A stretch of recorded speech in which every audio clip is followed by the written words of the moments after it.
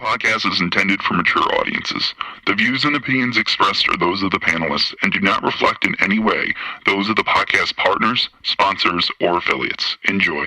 Hi, this is Michael Buffer, and you're listening to the Voice of the People. Let's get ready for Boxing Voice. Every day I'm hustling, hustling, hustling, hustling, hustling, hustling, hustling, hustling, hustling, hustling, hustling. Every day I'm hustling, every day I'm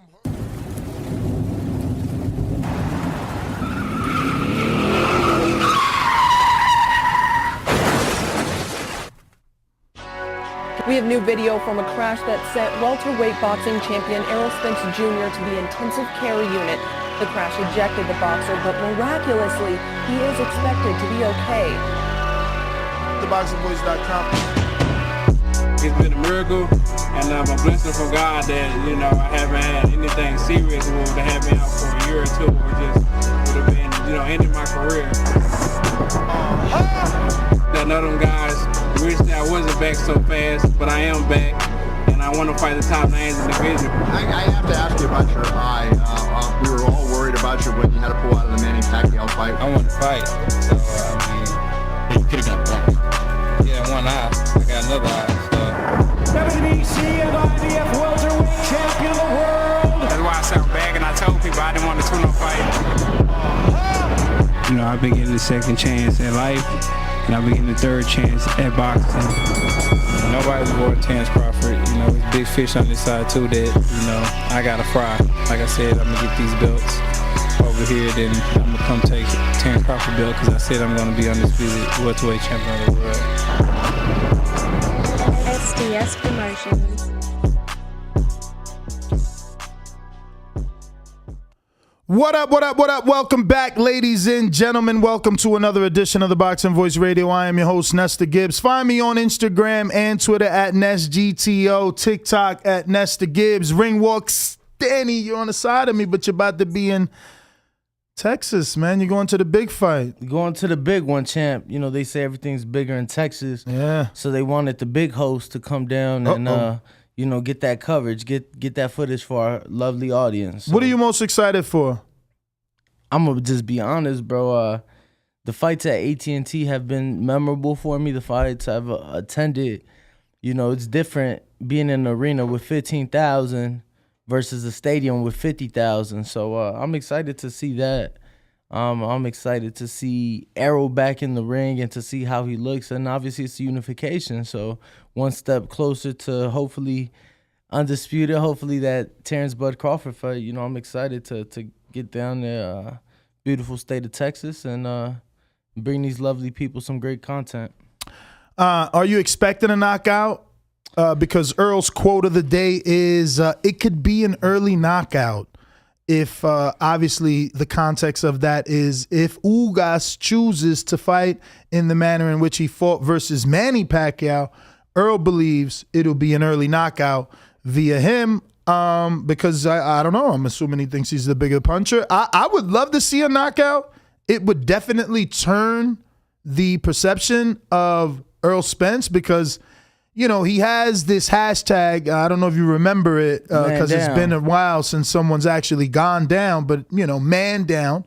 And again, it's been a while since someone's actually gone down. So it's like, is he still man down? Can he do it? 2 fights ago, it ain't been that long, right? Well, yeah, I mean, if you consider fights, but if we talk years, it's been pretty long. Yeah, in years. It will be 19 months since somebody hit the canvas against Errol Spence. So you're okay. So I get it. Okay. So he's saying man down still is a knockdown. I mean, of course, Nah, you heard Thurman, man down, but that man ain't stayed down. Okay, what happened to man down? That's what he's saying. But I get it. Earl fans, you look for the silver lining. I get it. No, to me, I mean, can't criticize Jesus. To me, it's still like when you put in a champion on the canvas, regardless of if he gets back up, to me, that still gets noted. That still gets acknowledged, right? Obviously, Errol did knock down Sean Porter Terrence stopped him, right? Yeah. But it's like, well, Errol got to him first, you know? Look, I'm excited nonetheless. I'm excited for the card. It is a very good card. I think I'm going to get into the stadium early because, I mean, when you got Brandon Lee on the prelim, I gotta see Brandon Lee, of course, right? Wow, how Brandon Lee get on the prelim?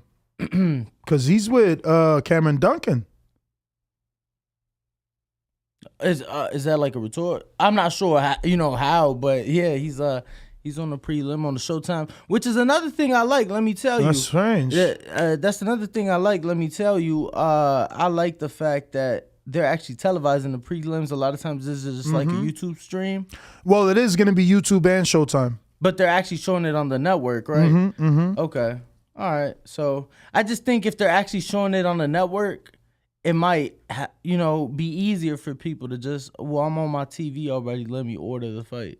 We got our first super chat, I believe. Don't want to. Supermax. It is the first one. Shout out to Supermax in Plainview. Shout out to you, champ. Hit me up yesterday. He's like, yo, I'm in the building Saturday. Oh, he going to the fight too? Yeah, so I told him, I'm like, yo, let's link up before. Tell him you ain't going to be able to know who he is if he ain't wearing his TBV shirt. Didn't he call you out? Wait. Yeah, we faced Oh, so y'all going to get a face off? Yeah. Yo, watch Danny energy change. You about to see how big he is. And I ain't talking about big, only wide. He's tall, man. He's a tall dude. It's crazy. And he lets hands go. So he ain't his brother's height? I don't think so. I think he's taller than Matt. I thought he was Matt's Nah, height. bro, I'm telling you, gotta watch his fight, bro. You gotta watch his fight. Who he fought in Jersey, he fought Santiago. Okay. I remember But that fight. then- I remember people talking about But his that last fight is the best fight because he fought Eddie, and obviously when you fight your best opponents, you should, It should bring out the best side of you. So in my opinion, it definitely did that. No, but nonetheless, he's coming out.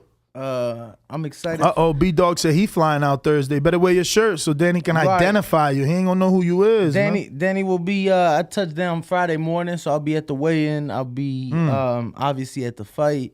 I'm staying in Arlington, so Outdoor weigh-in?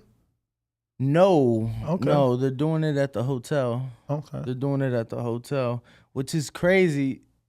So the fight hotel by the stadium, I never stayed there until last year because of the looking at the comment section? Exactly. because of the because of the pandemic. We had to stay there. Mm-hmm. Let me tell you, man, that fight hotel's really nice, just really expensive. It's always like that. Yeah. What was the price you paid in Miami for the Canelo? I can't believe it, bro. I would have never, ever. $260 a night. Never. Like $260, $280 a night. Never. Yeah, man. Those pandemic fights were tough, bro, because it's like you don't have an option.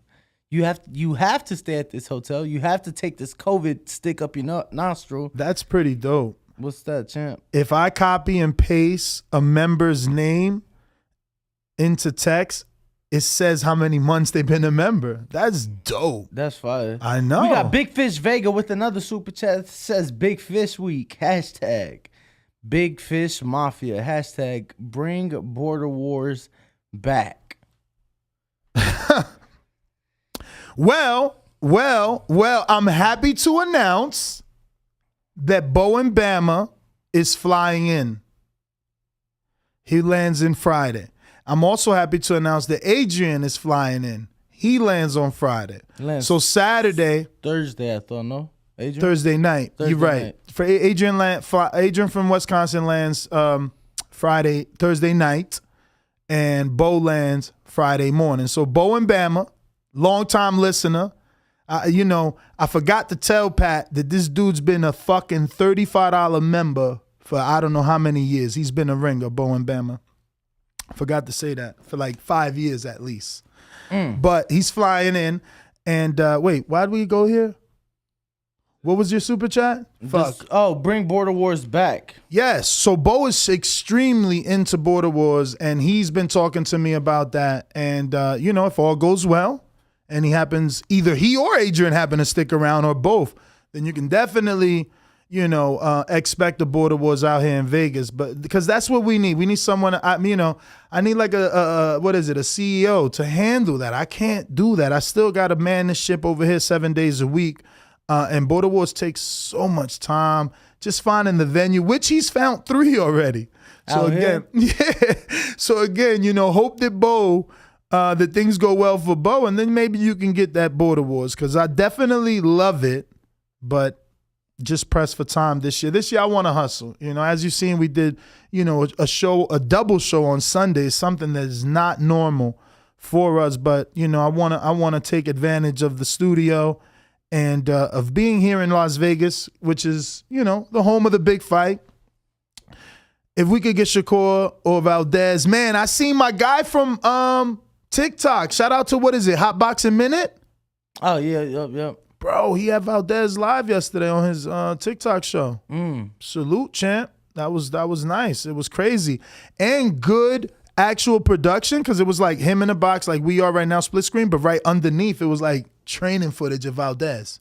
Crazy while he's live, because you can see the little live on top. Oh, wow. So salute Boxing Minute. You out here grinding. I love the hustle, man. I love the hustle. That's dope, yeah. For real. Shout out to you.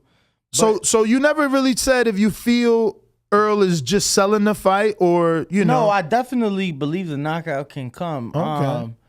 100%, especially because people just tend to forget, right? People tend to forget, and I think that in going into this fight, that Earl is being extremely overlooked and questioned. I think that a lot of people are curious on or uncertain on his condition heading into this fight. And I think that Earl's being doubted. And I think he's going into that fight with the chip on his shoulder. And I think he's going to come in with a statement to prove. Shout out to Ryan. I'm being told by the producer that Ryan sent out all the hats -4 for you international guys. So sorry. All my UK dudes, you got to wait. Whoever is international, resend your address the way that it goes on the packaging label, because we're having issues with that. So if you purchase the hat, or rather pay for the shipping for your hat, let us know by sending your correct mailing address for international people. Probably you guys in the UK is who he's talking about, but we'll get specifics if you can as to who are the 4 gentlemen or ladies that need to help us out with their shipping address. Other than that, the rest of you, your hat shipped out yesterday, or at least it was given to the post office, right? So, the rest is up to them. But I would say 3 to 4 days should be for for most of you. 3 to 4 days. I know that each and every one of you who has been waiting for a hat won't hear this, so please spread the word in Discord and throughout the community that things have shipped out. Look at Rue. TBV shipping out? Wow, it's gonna snow. That's crazy, man. We have a bad rep, I know. Listen, we didn't have manpower. Okay, take it easy. Here we are now. We got some manpower, and the next move is the autographed gloves for all my big dogs, all my pound for pounders, my Stainlesses and Jordan Bakers of the world, my masterminds. Big Super Mex, Killer Kells. Who's my guy in like Dubai? Shout out to UK Zone. Let me open this up so I don't miss anybody, because. What's my man with the Wilder intro? Oof. Man, if you don't know, for it's sure. This intro. It's this intro. Oh, it's Coyote. Shout out to Coyote. He's also a mastermind. So, we're gonna get these gloves signed for you. That's what we were lacking, was actual gloves. The Everlast ones are out of stock. But I did find another company.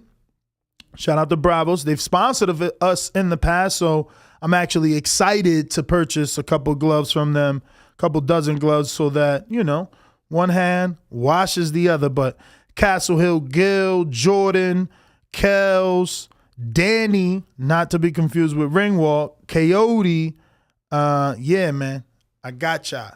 It's happening. Everything in due time, it's a process. You know, we're gonna have some hiccups, and hopefully we can get over those little bumps in the road and just keep growing. We've had a substantial amount of growth this month, or rather last month. So I do, want to at least praise the team for that, and obviously you guys for telling a friend to tell a friend to subscribe. Right now, we could just kill it and really close out the week big. I know that we will on Saturday, even though you won't be here.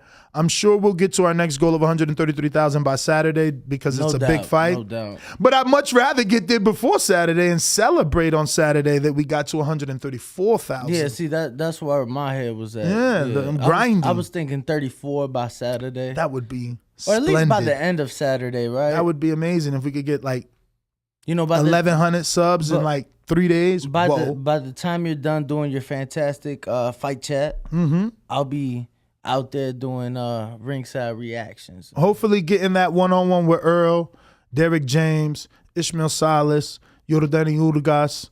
Hopefully you could catch Louis the Cubas. You know what I'm saying? He's going to be out there. Yeah, He's going to be there lurking, on some new, Latino Al Heyman shit, but you gotta pick him off. He's always wearing a baseball cap like you. Louis? Yep.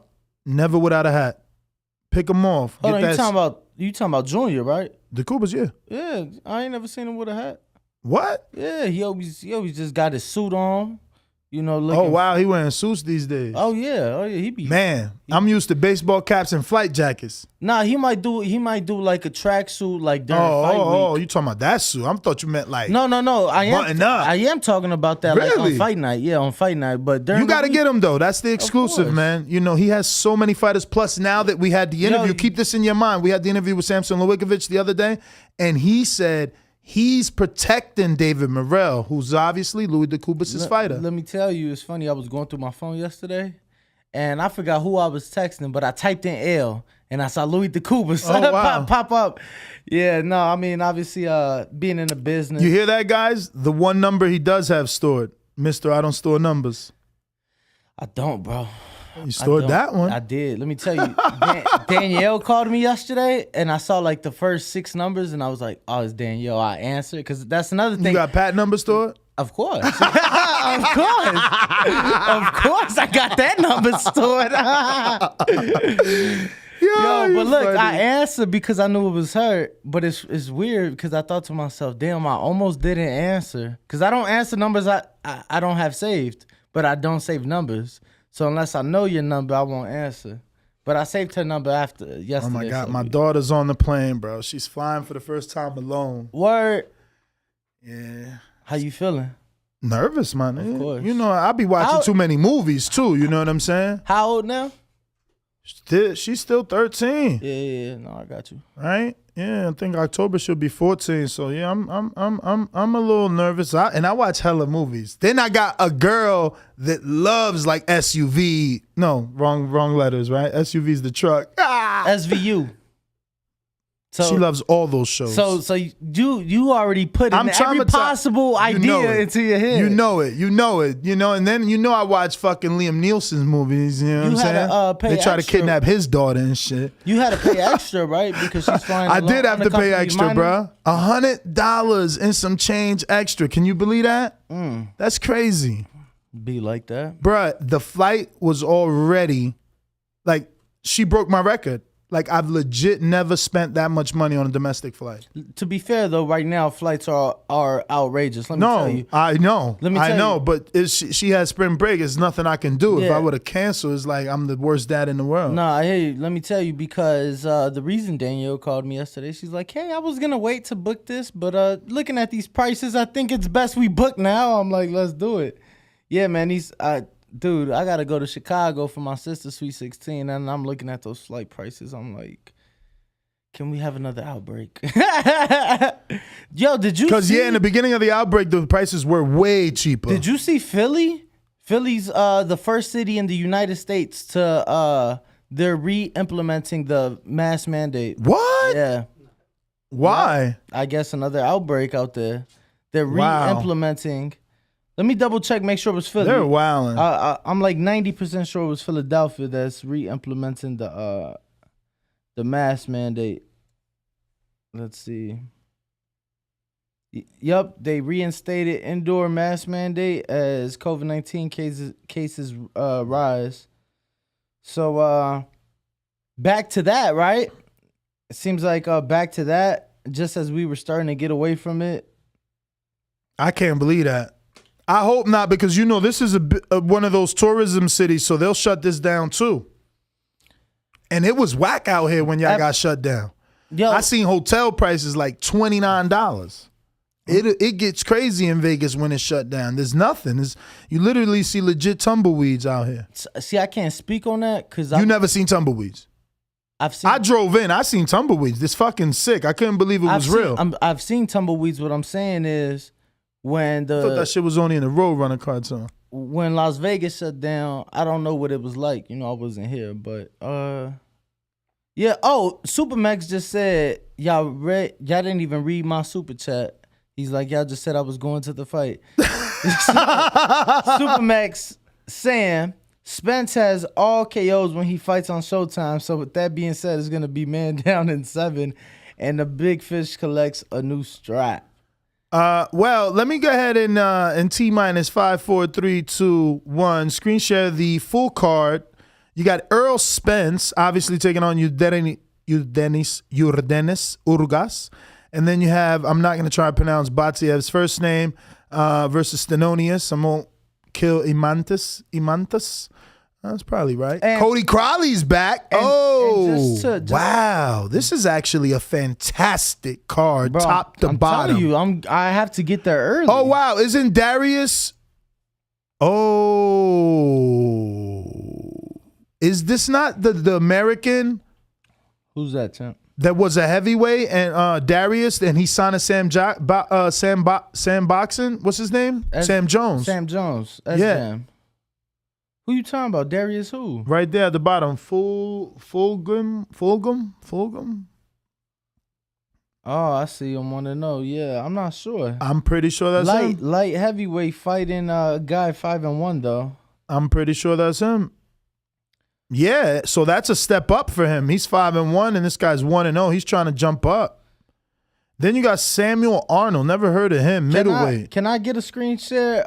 And the only reason I want to swap yours out, champ, go for it, is because the fights on BoxRec aren't always in order. Yep. And I just want to go through them in order. Mm-hmm. So obviously, Errol Spence Jr., Yordenis Ugas, it is a 3-belt unification at the welterweight division. Mm-hmm. WBC and IBF belonging to Errol Spence, while the WBA belongs to Yordenis Ugas. Then we got Pitbull Cruz making his return to the ring after his 12-round decision loss to Gervonta Davis last December. He will be going in against Yordenis Gamboa, who Gervonta has beat in the past as well. 10-round lightweight attraction. Your thoughts on that, champ, between Pitbull Cruz and Yordenis Gamboa? I'm excited for that. I'm excited for the return of, Cruz. I got to see him live versus Tank. I got to see all his fans. I don't know if it was just like, I'm rooting for the Mexican against the African American, but Jesus, there were so many Pitbull Cruz red headbands. Mexicans do that a lot. They have that little red tirita with the whatever fighter name, and it's just like so many of them were there. So, and his style, he gave Tank a good fight, even though Tank had like a hurt hand. So I'm excited to see him back. I'm excited to see Cody Crowley versus Lopez. We both were at that Tank Pitbull Cruz fight, and he made it such a good fight. With one hand. With one. See, and people thought like, because they're so used to seeing Tank knock people out. They're like, it's, super, super close because they didn't see the knockout, but it gave him an opportunity for another fight. I didn't think the fight was that close personally. I didn't think it was that close. Whatever it was due to the hand. Right. Like, if they ever rematch, I don't know that Cruz can do better, and I'm sure Tank will. I agree with that. But then we got your boy on the pay-per-view portion, Jose Rayo Valenzuela going up against the tough veteran. I can't wait for that fight too. Francisco Vargas, and that also is a 10-round lightweight attraction. Second I'm fight, nervous for that one because I know that Rayo is a banger, and that's what Vargas is. So if you're going to give Vargas a chance to win, you got to fight his fight. And I feel like Rayo might fight his fight. I just feel like, yes, he's a banger, but he still has slicker moves. Not that he's slicker, just got better punch placement. You know, he's a little... I guess he is a little slicker, man. I guess he is a little... I seen him spar multiple people. Would you consider, given your familiarity with him, would you consider him more of a boxer puncher? Definitely. Okay. Because, you know, he had Joet Gonzalez coming at him, very technically sound, high guard, plus he had the bar, so Joet had nothing to worry about. And he's just like jabbing, you know what I'm saying, walking, trying to walk. So Rayo had to create distance and angles by using lateral movement. He places a beautiful left hook to the body. Sometimes he'll double it. Bro, and then David puts the battery in his back. David will be there, you know, hyping him up. And bro, they spar in that gym. It's crazy. But I got a couple cash apps. Get to him. I got Paper Chaser that says, check the Discord message. All right. And then we got Anthony Johnson that says, good morning, Ness and Ringwald. Let me see what I got on Discord. Good morning. Good morning. Why So Serious says, okay, so you just sent me. We got. Looks like all he sent was the All Access episode 2. I did not watch it, but he clipped it. Okay, now I get what it was. This is an Errol Spence clip. Errol Spence, ERROL SPENCE. It's one thing. Do you know what that's from? Wait, did Earl spell his name wrong or did we? What are you talking about? He said, listen. How do I do this? Because this is a clip. How do I do this again? Yeah, and only you have it, so. No, screen share.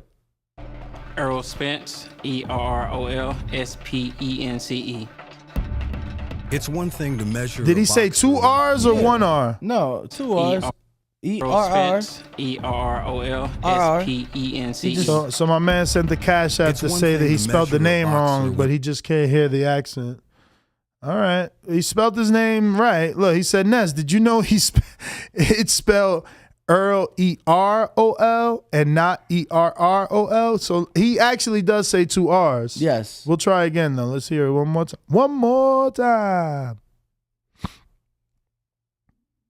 ERROL. Yeah, he says ERR. Yeah. Come on. What's up with you, Jonathan Sims? That was you. Paper Chasers, Jonathan Sims, FYI. When you have to spell your last name to people, do you say BB or do you say double B? I don't know. GIBBS? I think I say BB. BBS? Mm-hmm. GIBBS. I think that sounds better, though. BBS? Yeah. I mean, because of the rims. Yeah. And very close to VVS, the diamonds. We silly. Yo, I never thought of that, though. Yo, that's so funny. What happened to that rim company? Rim company.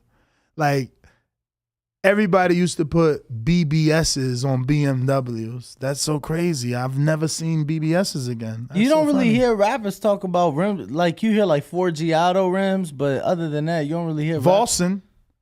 Do you hear about rappers talking about them, though? You get what I'm saying? More Midwest, they still like rims. You know, Jay-Z kind of influenced people, you know what I'm saying? I'm a grown-up for Will. No more chrome on the wheels. You know what I'm saying? Just saying, you know what I mean? Some stuff is just for kids. I just love how you be whipping out the, The Jay-Z lines? Yeah, man, you got to live by. Yo, that actually, he fucked my whole life up. Honestly, I think his rhymes influenced me too much to do certain things and live certain ways. I swear to God. Word. Yeah. Jay-Z's like the other Bible I listen to or read. Nah, I feel you on that. Champ. I feel you on that. But except for that 444 album, I tell you, that shit was whack. I ain't like that. You've made that clip. We could Yo, the Kiki is funny as hell. We do have a slight curse. There is a TBV curse. But like, you can't really call it a TBV curse because everybody that's lost has legit lost in big fights to real competitors. You know, like Danny was my guy, but fucking he lost to Thurman. That's not a knock on Danny. Right. Wilder was my guy. He lost to the number one heavyweight. It's not a knock. You know what I'm saying? Rob Brandt, he lost to a champ after beating the champ in Marota. So it's like, it's not a knock. You know, so is there a curse? Sean Porter, he lost to Kell Brook. At that time, he was considered number one welterweight. So like, are people that are friends with Ness and TBV really cursed, or are they just the elite of the game and facing other elites? You know what I mean? But it was cute.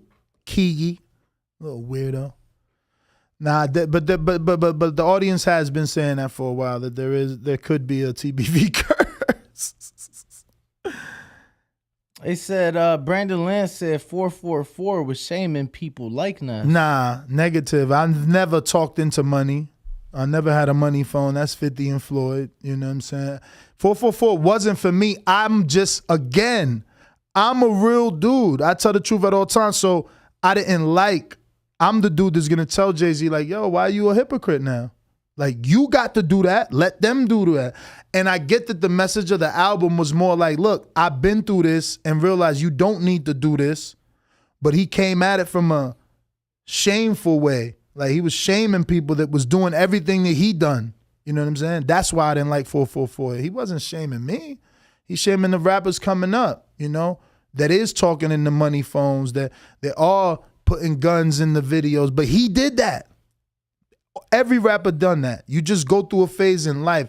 You know, statistically, 21 or 31, men start getting more mature. You start thinking of marriage. You start thinking of buying a home. So I think it's the same for a rapper. They just, you know, after a while, it's like, what am I talking about the streets for? I'm not hustling anymore. I'm rich. You know what I'm saying? So you just leave that alone. You remember that interview he did way back when, I forget with who, but it was either... In the interview, is like Jay-Z and the person interviewing him, right? Mm-hmm. So let's say right now, like the camera is on me and you, right? I'm interviewing you, you're Jay. Mm-hmm. And then the camera pans, right? And when the camera pans, I don't remember. It was either like a girl was getting head from another girl. Yeah. Yeah, you don't remember? Never. I'm gonna find it. I promise I've never seen that. I promise you it's not gonna be hard to find. Jay-Z jealous of Harlem. You mean he bodied Harlem? You know what I'm saying? You mean he body Harlem? What was that line? He said, damn, Playboy. What the fuck? He said, oh my God, wait. He said, them ain't Rolex diamonds. What the fuck you done to that? You rapping ass cats, y'all funny to me. You selling records being you, but still you want to be me. It seems like for every buck you make, it's like 100 to me, but I done did it. Y'all want to take my flow and run with it. It's cool. I was the first one with it. Original. Jigga's the future flow. Digital. Yo, I love that dude. Nobody raps like him, honestly. I can't believe y'all be like thinking Kendrick got skills. Crazy. Whoa. No. Kendrick 1000% has skills. He would never be anything near the level of a Jay. Like, like people need to understand, like, Jay comes once. Jay's like Floyd. And I know I'm going to get shit for this, but LL was like the first Jay. You see how many years LL lasted in the game? Think about this. Who can withstand the test of time? Who can continue to rap in every decade and still be relevant? Not many can do that. Jay-Z, LL, Eminem, not many. Fab, kinda, still, I don't know. I think Fab is done, right? Do he even drop hot shit anymore? He used to be one of them dudes. He went through a few decades, but it's a rap. I'm telling you, dudes, slow down. They ain't got that forever flow like Drake. Drake been around for a minute now. At least he already got at least 1 decade in the bank. No question, bro. I was in middle school. I graduated middle school 2010. But he got to get to Jay-Z status. Give me 2 decades. Then give me 3. Show me you could still be popping. Show me that the younger generation wants to feature you 30 years from now. I'm going to tell you like Show me that. That's a fucking official rapper. Drake is at least 15 in the game. At least. Bro, you seen that chain he had on at the game? $1.9 million. That's insane. I wonder how many security to be at the basketball game with $1 million worth of chain on. That's insane.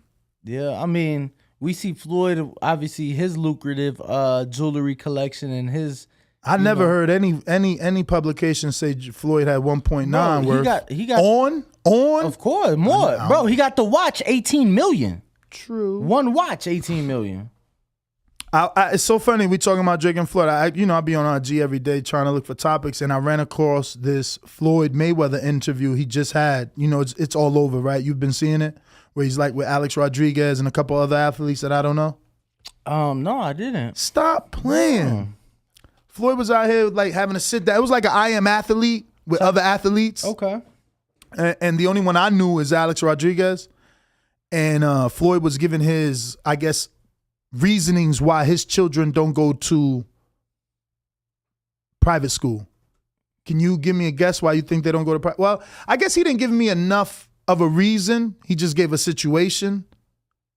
But why you think he doesn't have his kids in private school, being as rich as he is? Why he doesn't?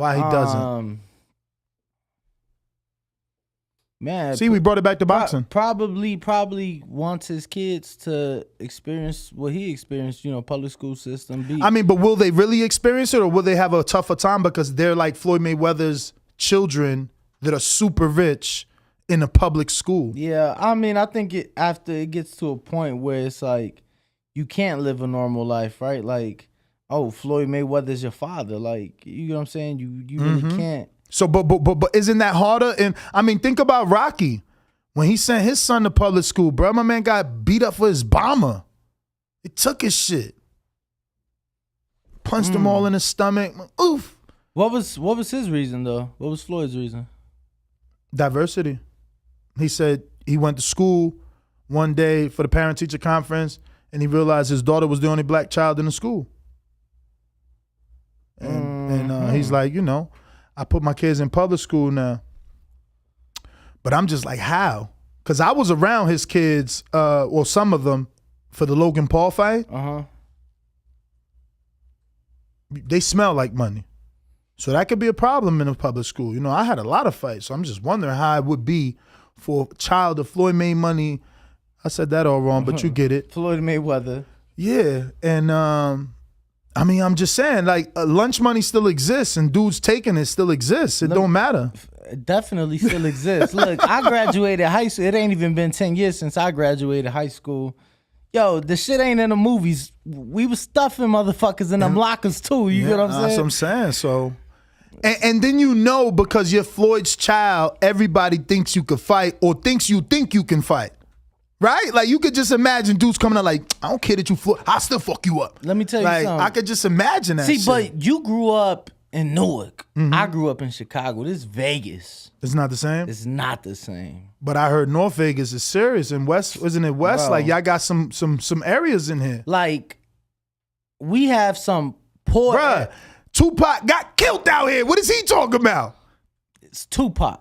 Exactly. So that means you could be touched in Vegas. Yeah, but that was like right off the strip leaving a Mike Tyson fight. Exactly. Yeah. They letting him go on the strip. I'm not saying you can't be touched. It's the Wild Wild West. I'm not saying you can't be touched. I'm talking about a regular day, you going to school or you going to your local market in the neighborhood. You get what I'm saying? Like, it's not the same. It's not the same from what you and, other people may be accustomed to. But can I get a quick screenshot? Yo, hold on. My man said Too Short, the best rapper all time. You are wilding right now with your musical choices. Let me get a screen share. So this was an interview, and this is not the video, but this was an interview Jay did back in the day. Let me zoom in. Can I zoom in? Let me see. Let me zoom out. I zoomed in too much. What year was that? Bro, 97. Let me show you. So, oh my God. So watch this. I ain't even gonna tell you how old that was. Was anybody not born in this room? In 97? Oh, Kian. Holy shit, both of them. I'm like, yo, that's crazy. I was born oh my 96. God, I'm so old. I was born. I need a fountain of youth. That's crazy. I was one for the record. I was born. You were one? I was born 96. Bro, 97. So look, I got my license. So this is Jay. I was like whipping the whip. So this is Jay doing this interview while two girls is next to him, naked.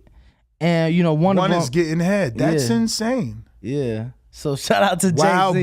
Wild boy. Yeah. I mean, his verses, he said he had two sisters, so yeah. Yeah, Jay-Z, you know, he different. Yeah. I mean, so you say you got your license at in 97? Yeah. And I was one of those that got the permit in school with gym class. I was really anxious to get my shit. Like, I needed to drive. Bruh, I actually took the week off. What was your first car? I'm about to tell you. I actually took a week off. Like, you see how my daughter's coming today for spring break? So I took the week before spring break, plus I took that vacation time and went when my dad did to Philly to work in his job. Like, they gave me the job for 2 weeks. Bust my ass for them 2 weeks, as much overtime as possible to get my little car. What'd you get? What was the first car? I had a little Jetta, 87 Jetta. Know what I'm saying? 4-door. Little putt. It was all right, though. It got me to and from. At 17, I was happy. I had my own insurance. I was the same Had my way. own car. And I moved out at 17. I mean, I eventually came back because that shit got rough. But I tried it. Tried it for a little bit. I was the same way. I had a hoopty, bro. I had a hoopty. Typical Mexican was cutting grass. My dad had a landscaping business. Just sold it this year. But yeah, bro, cutting grass, saved up money. And got your little whip. Yeah, I want to show the people. Bro, I wonder if I think my Jetta had roll-up windows too, bro. People don't even know. That's not even a thing anymore. That's how young y'all are. Like, it doesn't exist to have roll-up windows. Like, cars don't make that no more. No, you see older cars that are still out here, but like, you can't go to a dealer and say, you know, I want to pay less. Don't give me power windows anymore. Like, that's not a thing anymore. No. Crazy. Used to be cranking shit up like. Yo, so look, I got super lucky.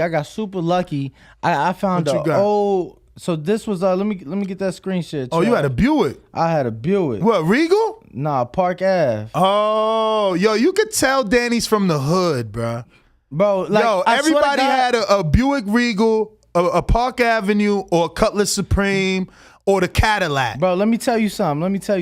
That's so crazy. Whoa, yeah, and them things feel like boats. They be smooth as hell, but you be like floating over bumps and shit. Let me tell you, my car, let me tell you how old my car was. The speedometer did not go like the little half circle. It went left to right. It went side to side. It went ooh like. And the numbers was straight. It was straight. Yeah. Yep. All red interior. Let me tell you, I'm sure somewhere on the internet, not on my social media, present day, but somewhere on the internet, there's a picture of me standing on the roof of my car with a bat after we had just got done beating somebody's ass. Oh my God.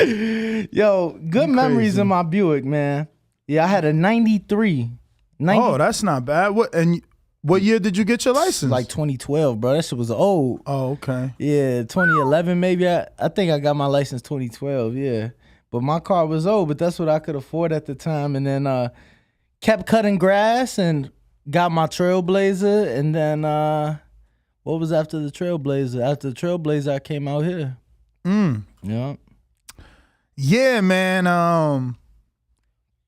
At least you hustled to get it. That's all that matters, man. You know? You got it and you moved on from there. That's what's up. They saying 94 Honda Accord. People put in what they got. What is a CYA? Cutlass? No, he said I was in CYA in 97. Oh, what is CYA? I don't know what CYA is.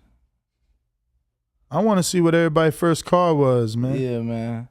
That's pretty cool to see different people. Austin said he had a GTI and sold it because of gas price. And every time he said that, I just was like, yo, I remember I had a GTI. Those was like souped up Jettas because I fell in love with Volkswagen after buying my first car. You know how that goes. He said he had a 97 Prism. Do they even make those anymore? Yo, they discontinued so many cars, man. Yeah, it's crazy. People talk about certain cars, and I'm like, the fuck is that? No, discontinue. Or even my brother, right? It's funny because my brother works on cars, and I'll bring up a car, and he's like, oh, I've only seen those in the shop like twice because, a car that's discontinued or something like that. I'm like, bro, what the fuck? But nah, what was your dream car as a kid, Ness? Dream car as a kid? I never really was like, I've always been a pretty realistic person. You know, I tried to dream within my means. Like, so I was never out here lusting over expensive cars, you know what I'm saying? But I guess I would have to pick that Mercedes Benz that the doors open like that. I think it's called like a McLaren or something like that. I might be wrong. I know Ludacris got one. I don't know. Let's see. I'm gonna Google it because it's a very, very expensive Luda. CYP said he had a 94 BMW stick shift. That's crazy. Damn. What year? 94.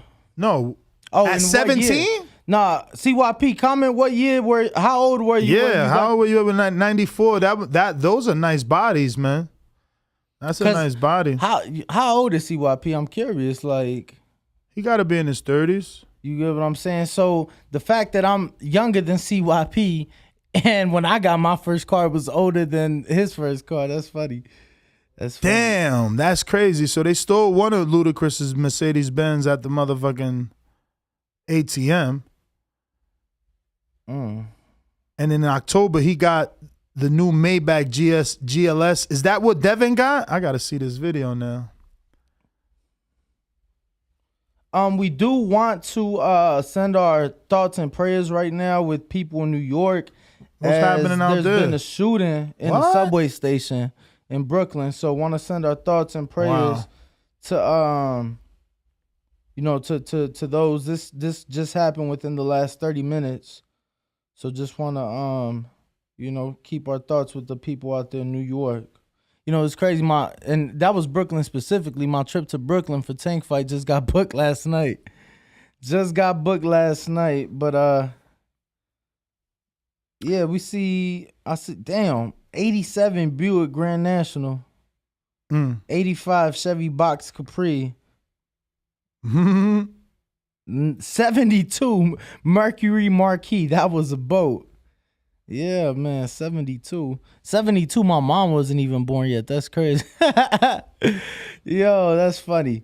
But did you want to get to any other fights on the card, Ness? The Cody Crowley, I'm interested. Once upon a time, Josecito Lopez? Yeah, once upon a time, Josecito Lopez was, considered someone in this sport.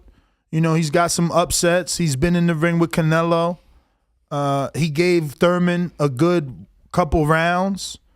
So I am interested to see how Cody Crowley handles him. You know, there's been a lot of talk on this channel about Cody and what he does in sparring and how good he is. And, he's busting on the scene now. I've actually never been this interested in a Canadian. Well, maybe I guess Jean Pascal. Definitely always rocked with Jean Pascal. But, yeah, I'm interested. You're right. I was very invested in Adonis. Especially the days where everybody was clamoring for Adonis Stevenson versus Sergey Kovalev. You know, that was prime Kovalev. That was prime Adonis. Both men champions at the same time in the light heavyweight division. So I was definitely big on Adonis Stevenson. And that was a fight that we never got to watch, but that I was always hoping for was Adonis Stevenson, Sergey Kovalev.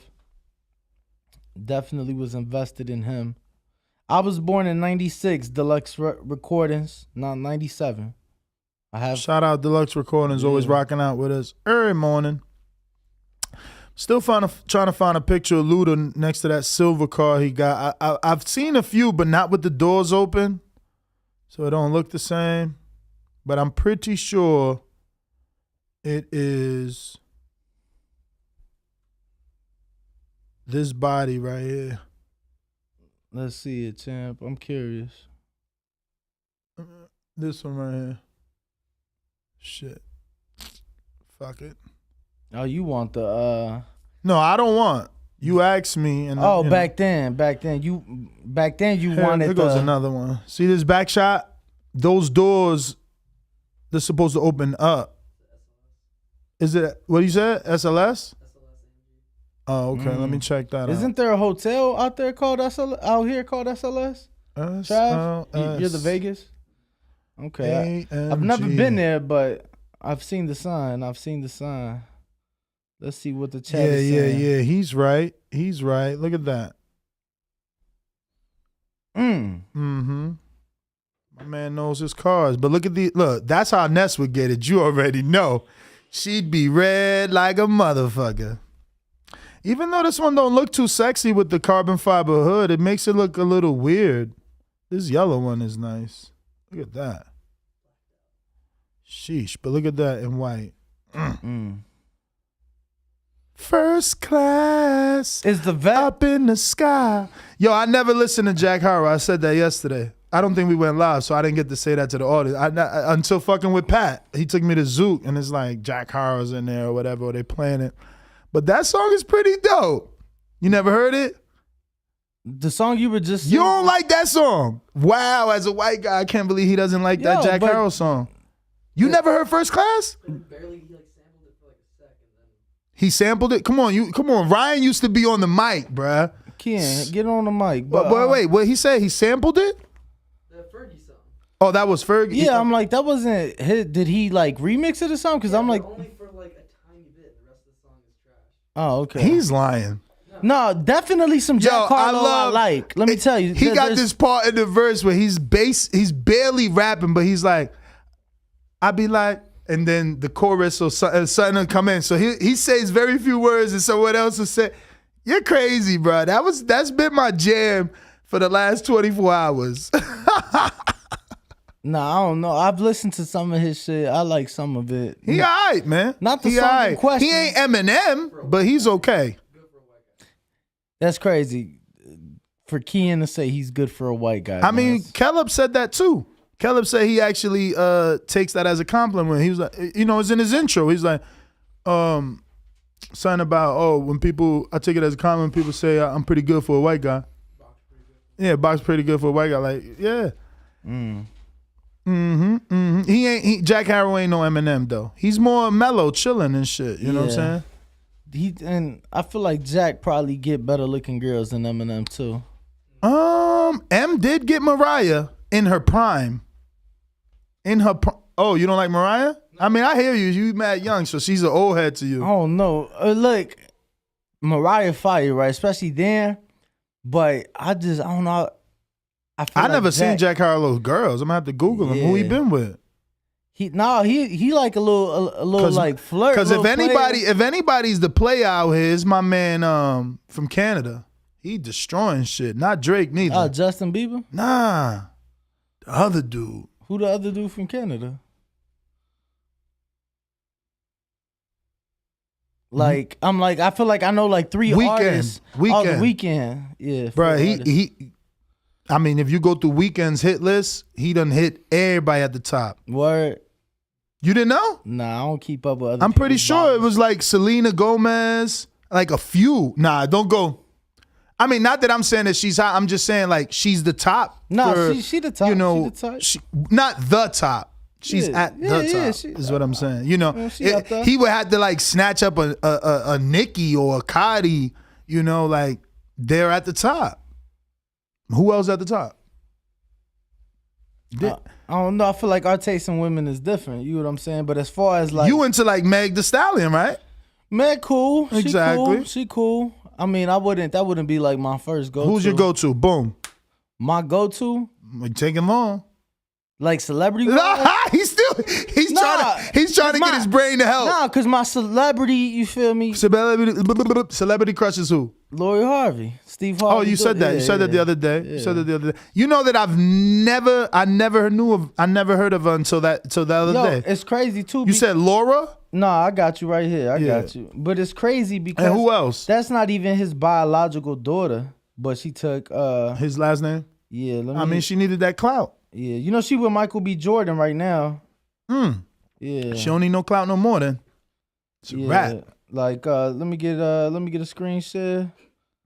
Let me see. Oh shit, what am I doing? Oh shit, I don't know. What is that? I don't know. I was trying to click on the picture, but yeah, that's her and some dude. She got the whole Megan Good kind of feel vibes. No, what you think? We good on that. Yeah, I know that's Michael B. Jordan, but I'm not gonna acknowledge that because it ain't me. But This guy's crazy. No, I'm just saying, yo. So who else? Damn, that's tough. Who else? You got me thinking now. Yeah. Cause she give me them Stacey Dash vibes, man. You talking about we ain't got the same taste? It's like, and I know I'm mentioning older women because obviously I'm in a different bracket, but like they pretty much look the same. Let me get a screen share in 5, 2, 3. What? You pull up yours. Go back to yours. Look at these faces. Now go to. Come on, bruh. Go back to mine. Oh, you did it. Look, bruh, stop it, man. Same damn near chick. And Stacey holds up well, bruh. That's crazy because she's probably like 50 right now. Damn, 50? I bet. I bet, right? Let me see what Wiki say. Oof. How old, champ? I can't even believe that. How old? You know that's some fine wine. 55, bro. She was born in 67, that woman. Can you believe that? Is that money that keeps them looking this good, or you think it's just like, you know, they stay up to date on both, them? Right? You know, because when you got money, you're able to take care of yourself. Do things for yourself. Because this is not the face of a 55-year-old woman. Just saying. She looking 20 right here. Let me get a screen share on this one. No? She cool for a 55. Ah, you hating. Nah, you know what I'm saying? Yo, did you see the KO artist video of Errol saying he's been practicing abstinence for the last 7 to 8 weeks? let me pull that up though. I don't know. I'm assuming this is his girl. Are you familiar with the Nelk Boys? Nelk Boys. The Nelk. Nah. Yo, so they have this podcast. They have a podcast and it's extremely popular, right? They have a really good friendship with like Dana White. Yeah. They just had Donald Trump on their podcast and YouTube took it down and shit. What? Yeah, so they had to like put it behind a paid wall. I forget what. YouTube took down their Donald Trump interview. Their Donald Trump interview. That's insane, bro. So they had to put it up. No freedom of speech with the terms and services and agreements of all these social media platforms. So they had to put it up behind a paid wall. But they did a interview with Gervonta going into the Isaac Pitbull Cruz fight. And they asked him, like, do you go without sex in camp? And like, he didn't really answer. He kind of laughed at it. And he's like, you know, you just got to do whatever's best for you. You know, because they were talking about different fighters and obviously we've heard it. You know, Angel Garcia has told us, he's like, 2-3 weeks, you don't need nothing more than that, right? So very interesting. That was old. I just saw it yesterday, so thank you.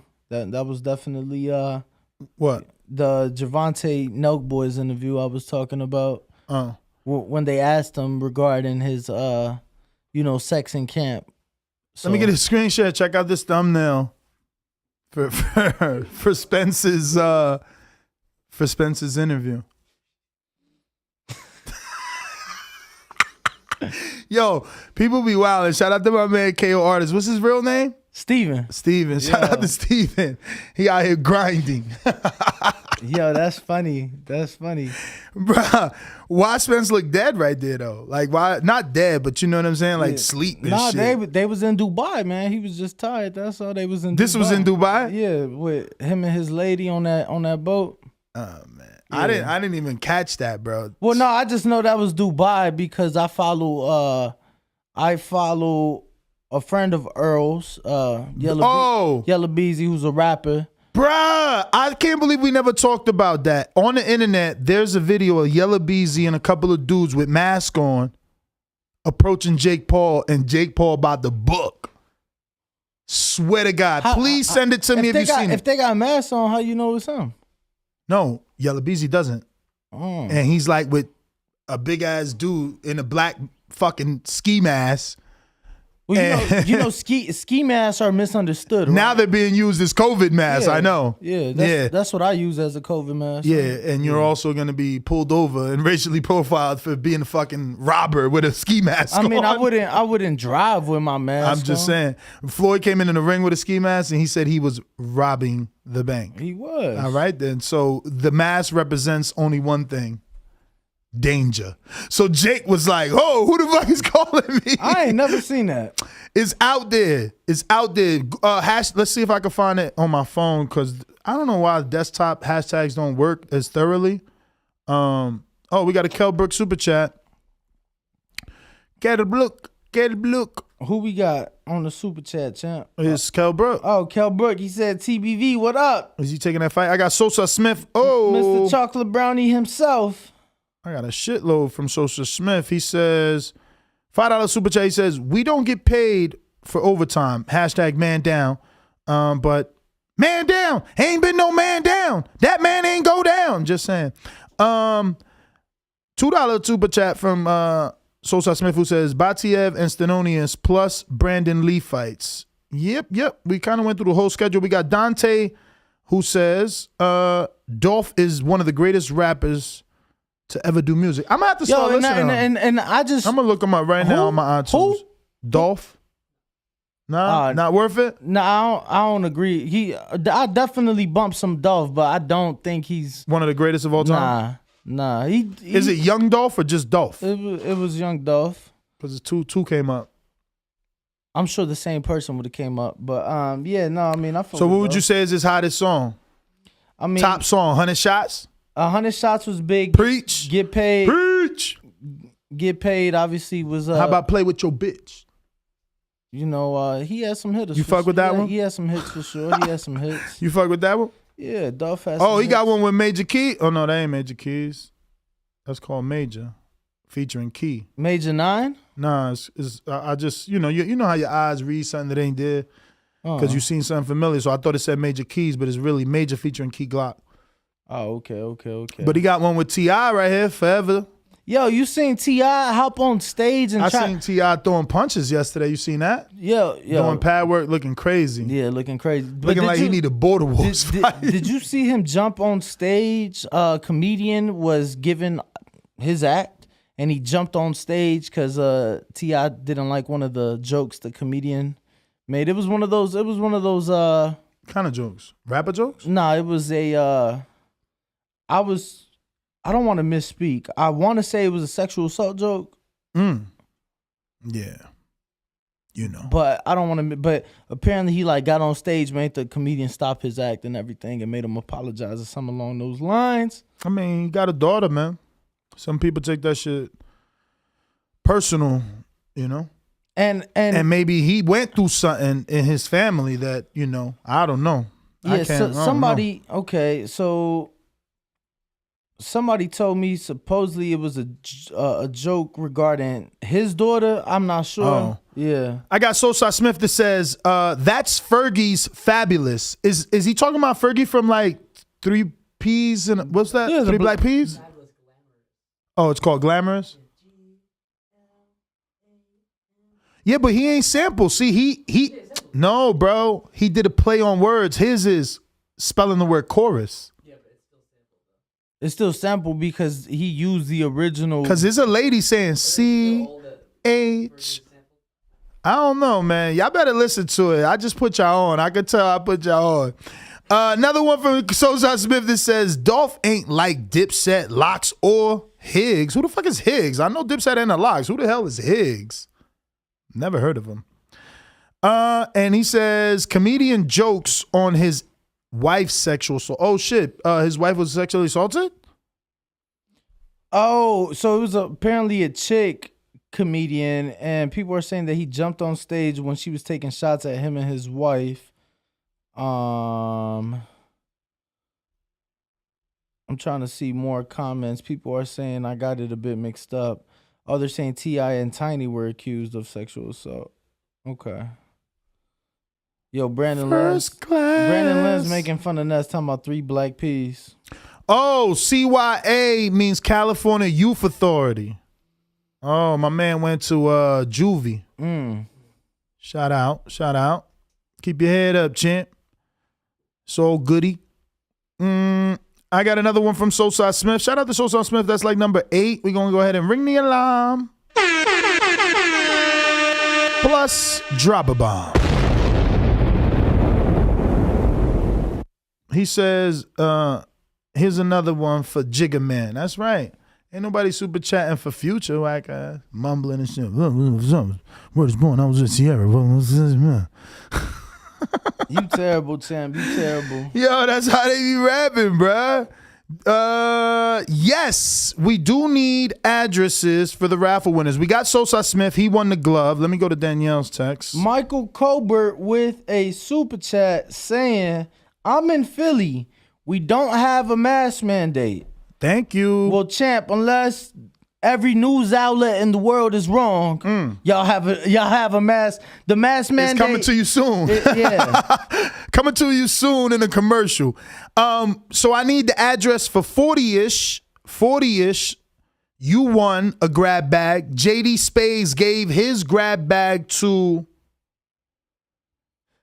who remembers? So King Born. JD Spades gave his grab bag to King Born. Sweet Hand Fernandez sent his address.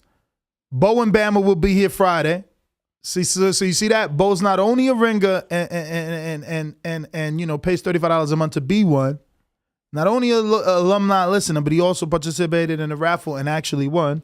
And then you got the glove winner, which is Sosa. So I think we got everybody's except 40-ish. 40-ish. Because King Born sent his address. Sweet Hand sent his address. Bo will be here Friday. And Sosa sent his address. Let me get a quick screen share. Yeah, so this is from the verified Twitter page of the Philadelphia Public Health saying, due to increasing COVID-19 cases, the Philadelphia government will move to level 2 mask precautions beginning today in order to provide a 1-week education period for businesses. That's crazy. Masks will be required in all indoor public spaces as of Monday, April 18th. You know what that is, though, right? That's like the Ukrainian and Russian war. That shit is not popping no more. So like they need to go back to their COVID. You know? I get what you're saying. Like the news cycle is dead now, so they need to go back to this because it's like, who the fuck has COVID? When's the last time you seen someone sick? In your family, in your immediate circle, when you go home from work, has anyone been sick with a fever, common cold in the last 30 days? No. What about you, Trav? Anybody in your household last 30 days got a cold? My mom. Oh, shit. Yep. Fucking ruined my whole little shit here. I should have went to him last. Maybe Kian, what about you? You have anybody got sick? Yeah? Damn. Yo, you know what it is? It's your immune system. Yeah, You better I was smoke just weed. gonna say that. I wasn't gonna say Gotta about smoke the weed, man. I was gonna say about the immune system, bro. They just, you get what I'm saying? Nah, it's the weed. Y'all ain't The lack of weed. I think the inhaling of the weed just builds like a force field right here. Instead of wearing a mask, it's like a THC force field to block it out. Nah, I was just gonna say, bro, because you got to realize. Because we blow out our nose and our mouth. Look who said that they know of someone who's been sick in the last 30 days, bro. Both of them? Both of them. Oh, you saying it's the lack of immune system, bro. They ain't grow up outside drinking water out the hose or you know, eating wick cheese. So they don't have the government. Yeah. The lead paint doesn't taste as good as the. Yeah, no, I definitely have a stronger immune system than y'all, yo. Because we came up on the wick cheese? We came up on the wick cheese and you know, and drinking water out the hose and shit. I legit had wick cheese. Did you legit have wick cheese? I legit had wick cheese, and let me tell you something either. People don't in Chicago. What was that juice they used to give? It was a fucking rockin', that juice they used to give. Look, and so in Chicago, I don't know if it's still the case because I ain't, you know what I'm saying, but there was a Wick store. Wow. So if you were on Wick, you just went to the store. And so everything in there was Wick approved. So you just snatch up anything. Yeah, it didn't matter. That's easier than going to the supermarket and having to go to the Wick approved products. Yeah. So whack. I remember that there was like 2 cereals that were on a Kicks. Wasn't it Kicks? That you could always get Kicks on Wick, baby. They don't know about Kicks. Hold on. Watch Yo, Brandon, the producer. This show's off the rails. Can y'all talk about boxing? No. It's a podcast. Do we got any guests, Brandon? Because Ryan's missing in action. Let me get a screenshot. I'm just curious. Yeah, right here. Yeah, baby. Damn, $4 for a box of kicks? That's crazy. What y'all know about this? That's Trav, you ever seen that cereal before? I've eaten it before. You've eaten Trix. Kicks. Yeah. Yeah, Trix is the one with the fruits. Yeah, Trix are for kids. Trix, That was one of my good. favorite, bro. Trix, You fuck with Trix? Tricks are good. Tricks are, Tricks are cool. I'm more of a Lucky Charms guy these days, but It had too much sugar. Yo, let me tell you, you want to talk about sugar? I remember we couldn't afford Frosted Flakes growing up. So my dad would buy the cornflakes and just sprinkle sugar on top of the cornflakes. Everybody ate sugar with cornflakes. That's what I did. My mom. Bro, did. I even put honey on regular Oh, cornflakes. yo, let me tell you guys, Ness is super weird. Ness pours his milk in before the cereal. No. Yeah. Ness pours What? his milk in. Yeah, before because the then if you cereal. put the cereal and then the milk, it's like, How do you get the ratio right? because you just pour a little. Because I'd rather have more milk in the spoon. So it's like a crunchy drink. So you're having cereal with your milk. Exactly. Interesting. But I continue to pour until all the milk's gone. I just don't, because I don't like soggy cereal. We got Show Kid 2005 with the super chat said, just got my hoodie. Where my hat at, Nesta? Laughing out loud. Hats have been shipped. So I think, once again, there's only a handful, just our international shipments that have not gone out. So Show Kid 2005, your hat is indeed en route. Your hat is indeed en route. So just want It's to... fucking bullshit. To anybody who got Out a of all hat. the things that could go wrong, now my daughter needs to get off the plane and mount another plane in another fucking gate. Why? I don't know. They just said it over the intercom. It's not good. But- this is how kids get lost No, in the but airport. unaccompanied minors, you get what I'm saying? They don't they like walk the I child hope. onto the plane and everything? Oh shit. And that's about to you about to fuck some shit up, champ. Nah, her mom's still at the airport, so it's all good. Oh, okay. But really quick, we got Fred Robinson with the super chat that says, you are right, Nas. There's a study that says weed protects from COVID. And don't forget King Vitamin on Wick. What? No wonder, bruv. I'm telling you, bro. I got like a coating of smoked THC in my nostrils and in my mouth area. So it's a protection. It doesn't allow that weirdness in. This is like, no. We're like, no. We got the best dad ever. Can you check? Wow, that's right. Salma Hayek is 55 and she's super Can duper you hot. check, champ, to see if we missed a super chat from the best dad ever? He's saying, where is my super chat? You read the ones after mine. Let's check it out. I do apologize if I did, champ. Yeah, I see it right there. We never got to Big Fish. I mean, after Joseph, you got to Big Fish? Yes. What was his? Read it again. All right, so Joseph, then Big Fish says, yeah, you read that. Big Fight Week, or Big Fish Week, hashtag Big Fish Mafia, hashtag Bring Border Wars back. Best Dad Ever says, let me get a poll, Ness. Errol Spence by KO, Errol Spence by decision, Ugas by KO, Ugas by decision, Big Fight Week. Okay. I like that. Another super chat coming in. Chuck Supremacy is saying, my dad used to buy this juice that came in a can. He used to add water to it, bro. The orange, the fucking orange shit. I used to hate that, let me tell you. The little frozen orange can that would undo itself like the... What, frozen concentrate? Yeah, I ain't like that. Champ. What? Yeah. What's wrong with frozen? You know what's the best one? The lemonade one. It's legit. Nah, we only had the orange one. Yo. We only had the orange one. I ain't like it. Legit. Get that lemonade. I didn't like it. The concentrate. Yeah, definitely didn't like that. But so really quick. Also on the undercard, we spoke on Crowley, Josecito. We got Butayev versus Stananonius. who will be the main That's fight. going to be so interesting. Honestly, guys, this is an amazing undercard. I mean, I know maybe an amazing is like a stretch of the word for some, but this is some really good fights, bro. Butayev and Stenonius is going to be a barn And burner. that's not even on pay-per-view. That's free. That's free on Showtime. And he was happy about that, Stenonius was, when we interviewed him. You know, so definitely going to have a lot of eyes on that. And opening up Showtime will be Brandon Lee versus Zachary I'm still Ochoa. shocked he's on. Oh! He's fighting Zach? Oh, shit. Damn, bro. That's my man's. Zachary He from Brooklyn. Ochoa. Yep. He came to my appreciation night in Brooklyn, bro. He's trained by Breadman.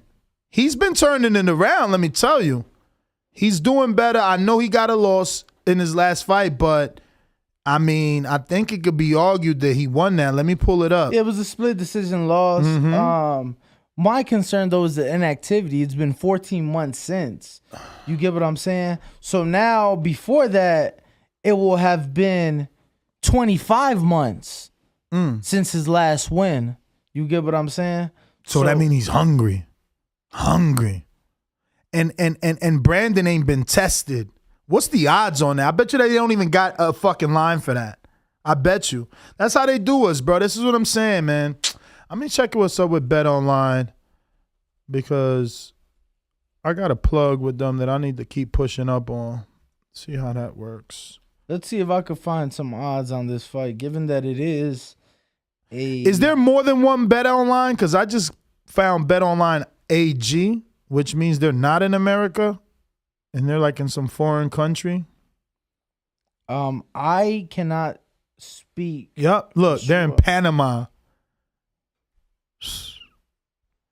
So there's multiples, what you're saying.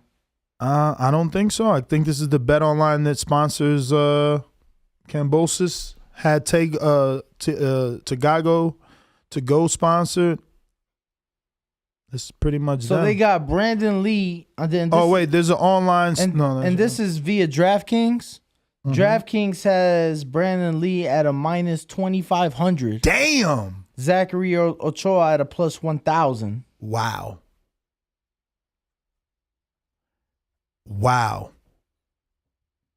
Cody Crowley at a minus 500. This is Bet Online net. So Cody they got Crowley a bunch of them. at a minus 500. Josecito plus 370. Crowley, big favorite. Wow.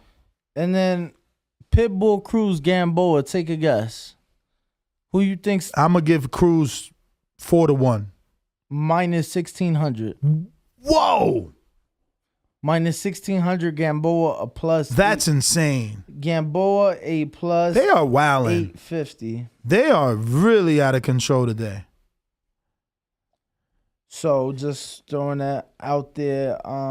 Let's see what else. I'm trying to find the rest of the fights for this weekend. Errol Spence versus Yordenis Ugas. What do you think they got Spence at? 3-1. Spence is a minus 550. Okay, 5-1. Ugas a plus 400. Rayo. What you think they got Rayo at? 4-1 favorite. Minus 900. Wow. They trying to say Cisco is a shell of himself. Francisco Vargas a plus 600. Damn. And last but not least, Butayev Stananonius. That's tight. I bet you that's like 150, minus 150, plus 150. Minus 115 for Butayev. Minus 105 for Stananonius. What? So they think he's the favorite. He's lower, right? No, you got a Butayev. Oh, Butayev. It's the one that's higher. That's what I thought. That's what I thought because it's the one that's higher. So Butayev is a minus 115. You got to put 115 to win 100 on Butayev. You only got to put 105 to win 100 on Stananonius. I figured Butayev would be the favorite because he got a little bit more dog, but his dog comes from cheating. We got to see who's the ref. He's a little fucking cheater. I hope. And Stanonius said he was ready for that, or Stananonius, whatever. He said he was ready and prepared for that. FYI, if you want to use my bookie, not that I'm really recommending it. I am, but I'm not, all right? But if you're going to use it, use the code BETTBV. They are giving you 55 plus 55 better than DraftKings on Earl. So if you do Earl by money line, it's minus 555. Wow. This is not what I expected. What? Amanda Serrano, Katie Taylor. What's that? Who do you think is a favorite? Serrano. I'm sure maybe people thought Katie would be, but I think Serrano's the favorite. No? Okay. I mean, I agree, but I didn't think the sports books would have Serrano as the favorite. I thought they would have Katie. But nonetheless, well, I mean, Katie's looked bad in the Ponsoon fight and in the McCaskill fight. I don't think that Amanda, I don't know what fight could we point to that she looked bad. Yeah, so Amanda is the favorite at a minus 135. Katie a plus 1. What you got for Shakur and Oscar? I got Shakur being a minus 510. Oscar Valdez being a plus 350. So DraftKings has it a little bit better. If you're going to bet Shakur, they got Shakur minus 450. Oof. And they got Valdez a plus 3. That's lower. What you had Serrano Taylor again? Serrano was a plus or is a plus. No way. Plus would make her the underdog. No, I'm sorry. Taylor's the plus 110. Serrano, okay, same thing on my bookie. Serrano's minus 135. It's minus 130 on my bookie. What you got, Bivol Canelo? Canelo minus 400. Bivol plus 310. Both 10 points up over here. 420, 320. Okay. So you're getting better odds. Yeah. So what about Charlo Castaño? Charlo Castaño's close. Minus 140 for Charlo. That's what I got. Plus 115 for Castaño. I got plus 120 for Castaño. Better for you to bet on Brian over here if that's the case. What about for Benavidez Lemieux? Benavidez Lemieux, they got David at a minus 1600. Benavidez. And they got Lemieux at a plus 850. Yo, Lemieux 955 plus minus 1710 for Benavidez. Crazy, man. You know what line hasn't changed, though? What's that? Screen share, Trav. Still the same, baby. Will, still a favorite. I can't believe when I found that there. That was insane that they, we're good. That they, have those. We got Sonia with the Cash App. Shout out to Sonia, a.k.a. Mary Ross. She says, shout out Ness and Danny with the fat $20 super chat. Let me get in. Drop the bomb. Give you some hand claps. And a bomb. Shout out to you. Who else we left here? We got Sosa Smith with another one. He says, T.I. Force. Ooh, this is interesting. Really quick, last one I want to touch on before we go, or move on. Boo Boo, Zach Parker. What you think they got Andre? Before you get there, why Boo Boo's trainer account must have been hacked yesterday? He was asking me for $200. I'm like, did you make it to the UK, motherfucker? Is you in Providence or the UK? And the dude like, I'm in the UK. Or whoever it is, right? They like, I'm in the UK, but did you send that? I'm like, man, I just kept playing with them, yo. I love playing with dudes with hacked accounts. It'd be so funny. They always begging for money. Like, you gonna fall for that. Like, who hits you up out of nowhere and asks for a couple hundred and you just send it? Like, who are these people that just send a couple $100 to people? Man, look, let me tell you. And you fighters, you should be ashamed of yourself. It's always you fuckers getting hacked. You know what that is? You clicking on them goddamn links they DMing you. Fucking Curious George ass motherfuckers. Stop touching them links. Wanting more they be like, I can help you get more followers. Click. All of a sudden your account's fucking hacked. So Stop chasing. I'm on DraftKings right now. Yeah. And I just put together a 17 fight parlay. Plus 60,000.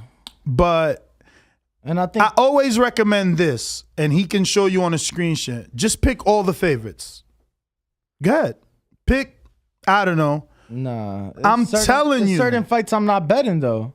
Okay, but pick the favorites and the ones you're betting. Like that's what Tyson. I did. Look, let me get a screen share. Let me get a screen share. Look, Bumgardner, Conor Ben, Rayo, Errol Spence, Tyson Fury, Shakur, Amanda, Canelo, Charlo, Boo Boo. This one got Craig I'm gonna stay Richards. away from that Charlo though. Too close, you think? Mm-hmm. So let's take that off. I did bet Craig Richards. Let's take that off because he is a underdog. Look, so mine's is easy peasy lemon greasy, right? We're going to start from the top. Tyson Fury by money line. Errol Spence by money line. David Benavidez by money line. Shakur by money line. Tank by money line. That's it. 17 parlay. 7, not teen, 7-team parlay. So Earl, Shakur, Tyson, Amanda, Canelo, David Benavidez, and Gervonta Tank Davis. That's it. Plus 315. Like, we all know those guys are winning. Like, you don't want to make money. See, I could just put 500 on that and take home 1,500. Like, no one on that list is losing. Like, we know that. There's not even a fight on that list that could be a robbery. Like, we know that. Now, yeah, we're going to get these weirdos to call in like, oh, you're crazy. Shakur and Valdez is tight. All right. So you pick Valdez. You know what I'm saying? I'll stick. And guess what? If you pick Valdez and he wins, you make more money because he's a huge underdog. So if you take out Shakur, which we'll do it for show purposes, we'll take out Shakur. And now we'll go back to Shakur versus Valdez. And we'll add Valdez. Remember, I had a plus 300 and something. Now look, with Valdez, plus 1,500. So again, now you didn't even got to spend 500 because look, 500 makes you too much. You know? So you can spend less. You can spend 50 and make 784. But Valdez has to win, which no one thinks he's going to win. I mean, again, you can think he's going to win and lose your 50 or make 784 plus your 50 back. But I've told you guys long ago, just bet the favorites in a parlay. Like, why you wasting money? If you really want to make money, that's how you do it. So I'm going to put a little $500 bet on that and make that. Well, actually, it's not going to be with that kid. We're going to take that out and put this kid in. My Nork brethren. See, 500 makes you 1237.89, which is basically 1238 plus your 500 back. And that's all parlay, all favorites. Like Tank definitely beating Rolly. Shakur definitely outboxing Valdez. I get it. Earl is in a tight fight. You know, there's a lot on the line. And so is Amanda, for that matter. She's going to, foreign soil, enemy territory, But they still the favorites for a reason. So make that bet, man. Because let me see what 100 looks like. Could we spare 100 to make 315 plus my 100 back? Why not? Why not? Let me see. What's 20 like? 20 for a dub. Look. Spend 20 instead of buying that sack. Get yourself 3 sacks plus your 20 back. Damn, I made that round. If we got any callers, all you got to do is go ahead and join our Discord. Raise your hand and we'll put you in the queue. Shout out to anybody using Blog Talk. The number to call in, 1425-569-5241. If Fashion Nova's watching, thank you. You know what I mean? Just keep sending some stuff, get me a partner. I want to be like Andy. You know what I mean? I'm supposed to be posting, but I always forget. So I can actually get that sponsorship, But let's get out to the phone calls. I'm going to go ahead and play these intros and get out to everybody. Remember, once again, use Discord. Raise your hand on Discord if you want to voice your opinion. We're talking this weekend's very good and loaded undercard and main event. It's been a minute since we've had something like this. I mean, I guess I would say Wilder Fury was this good, but this obviously may be better, in my opinion. But I guess is up to, each individual, I guess. I do like these welterweight fights. I like that since it's a welterweight main event, they're putting other welterweights in the mix to kind of give you a clue as to what could be next or where they could end up. Like I said, very interested in the Cody Crowley fight. Obviously, he can end up in a Batiev or a Stenonius win, where winners meet. That'll be good. But let's get out to the phone lines. I am going to play these sound bites and then get to the first caller, which looks like K-Boxing in D.C.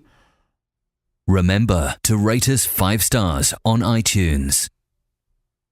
Subscribe to youtube.com/theboxingvoice for the latest and greatest interviews with your favorite fighters. What up, K? Hey, Ringwalk Ness, what's happening, bro? What's up, what's up? Always a pleasure.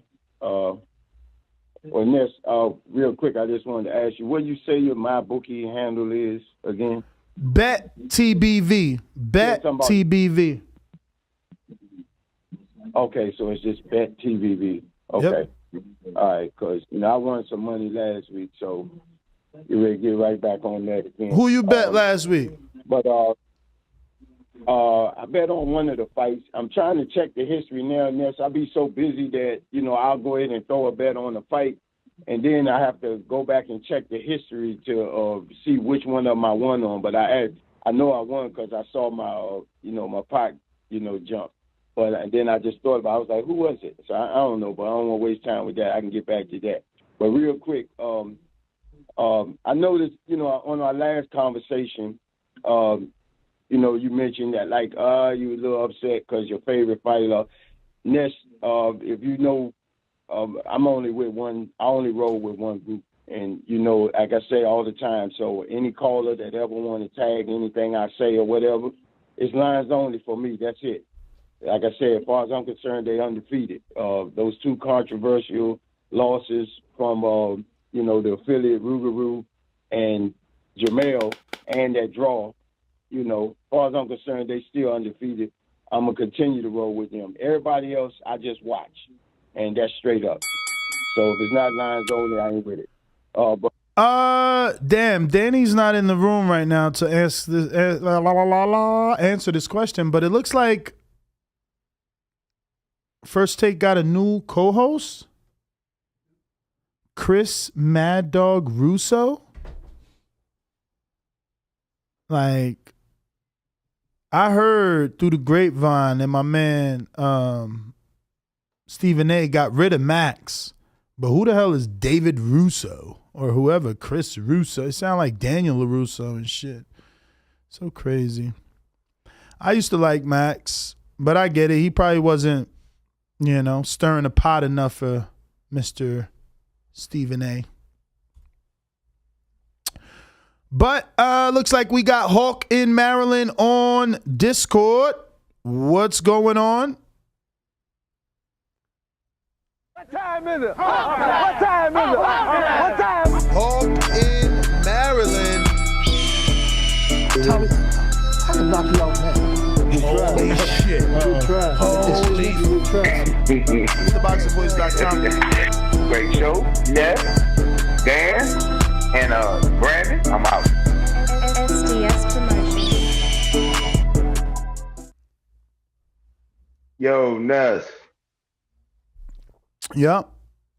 Oh, okay. You got me. You can hear me. All right. What's up, Ringwalk? He Ringwalk and rolled out. Yeah, you know where he at. Yeah. Hey, I ain't got a lot on today. We talking Spence Ugas. Like I said, I got Spence destroying Ugas about 8 rounds. He should be out of there. I don't really got much on that, but I do got a question for you though, because I've been the fight that I got questions on. Like I said, the Bivol and Canelo fight. I just want to ask your opinion or maybe a poll on it. Do you believe that if Canelo does lose, because it's very possible, will he go ahead and fight Triple G, drop back down, fight G, or will he get do an immediate rematch? Being as though he got 3 fights, just in my opinion, if he does lose, I got him still going to do Triple G next because Triple G can't wait a year. He'll be too old next year. And I think it's going to be about the money, man. So the money would be Triple G. So win or lose, he will go down and fight Triple G is what I'm thinking. Because people ain't even posing that question. I know people got it as an automatic win with him. Bivol, but Bivol ain't no joke.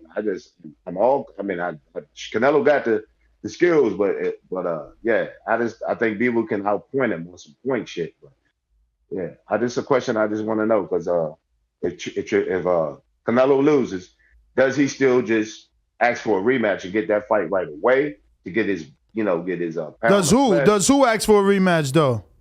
Canelo. If he loses to Oh yeah, you know it. But does he want it though? If he loses, we got to see how he loses and is he gonna take the rematch? Right. But my point is, does he go ahead and fight Triple G next as it was set up, or does he try to exact his revenge first? That's what people gotta understand. If he does lose, he could lose on points. Yeah, I don't think he'll fight Triple G first unless the fight was tough, and obviously, he wants to take some time. That's gonna be a big question though. If he loses, would he go ahead and take that Triple G fight and get it out the way this year, and then go back at Beeble, which would mean he'll have to drop some weight and do it all that. But Triple G is going to be worth a lot of money, being as though he did just win that fight. But that's my call. I just wanted to know about that. If Canelo does lose. All right. Let's see here. Looking like Big Fish Davidian. What is up? I'm healthy, strong, and about to knock Errol Spence out in Jesus' name. I'm bringing the whole church. SDS Promotion. You win some, you lose some. But you live like another day. I got the whole Christian congregation behind me. TheBoxingVoice.com. In Jesus' name. And we all know God only made one thing perfect, and that's my boxing ring.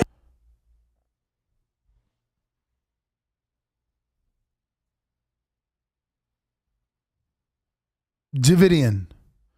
Killing me with the dead air. Davidian. Moving on to Mr. CYP. Let's go.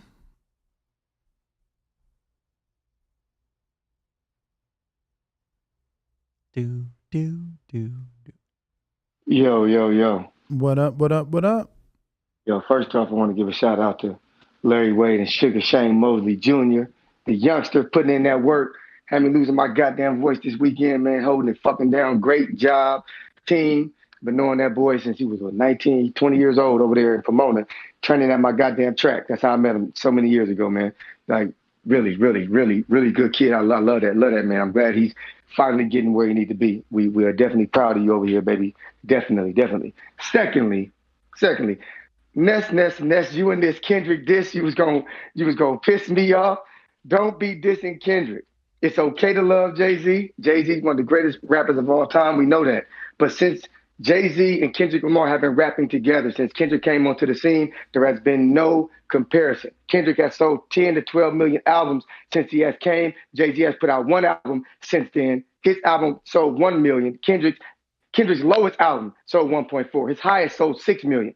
If you look up Kendrick's bio, it says one of the greatest rappers of all time, arguably one of the most influential rappers of the past decade. It says that in his bio, and he didn't write the shit. So around the world, they talk about how great Kendrick is. If you notice on the halftime show, everybody on that halftime show was 48 to 50, 60 years old. The only person that was in his 30s was Kendrick Lamar, because Kendrick Lamar is a legend in comparison to the people that they put on the stage with him.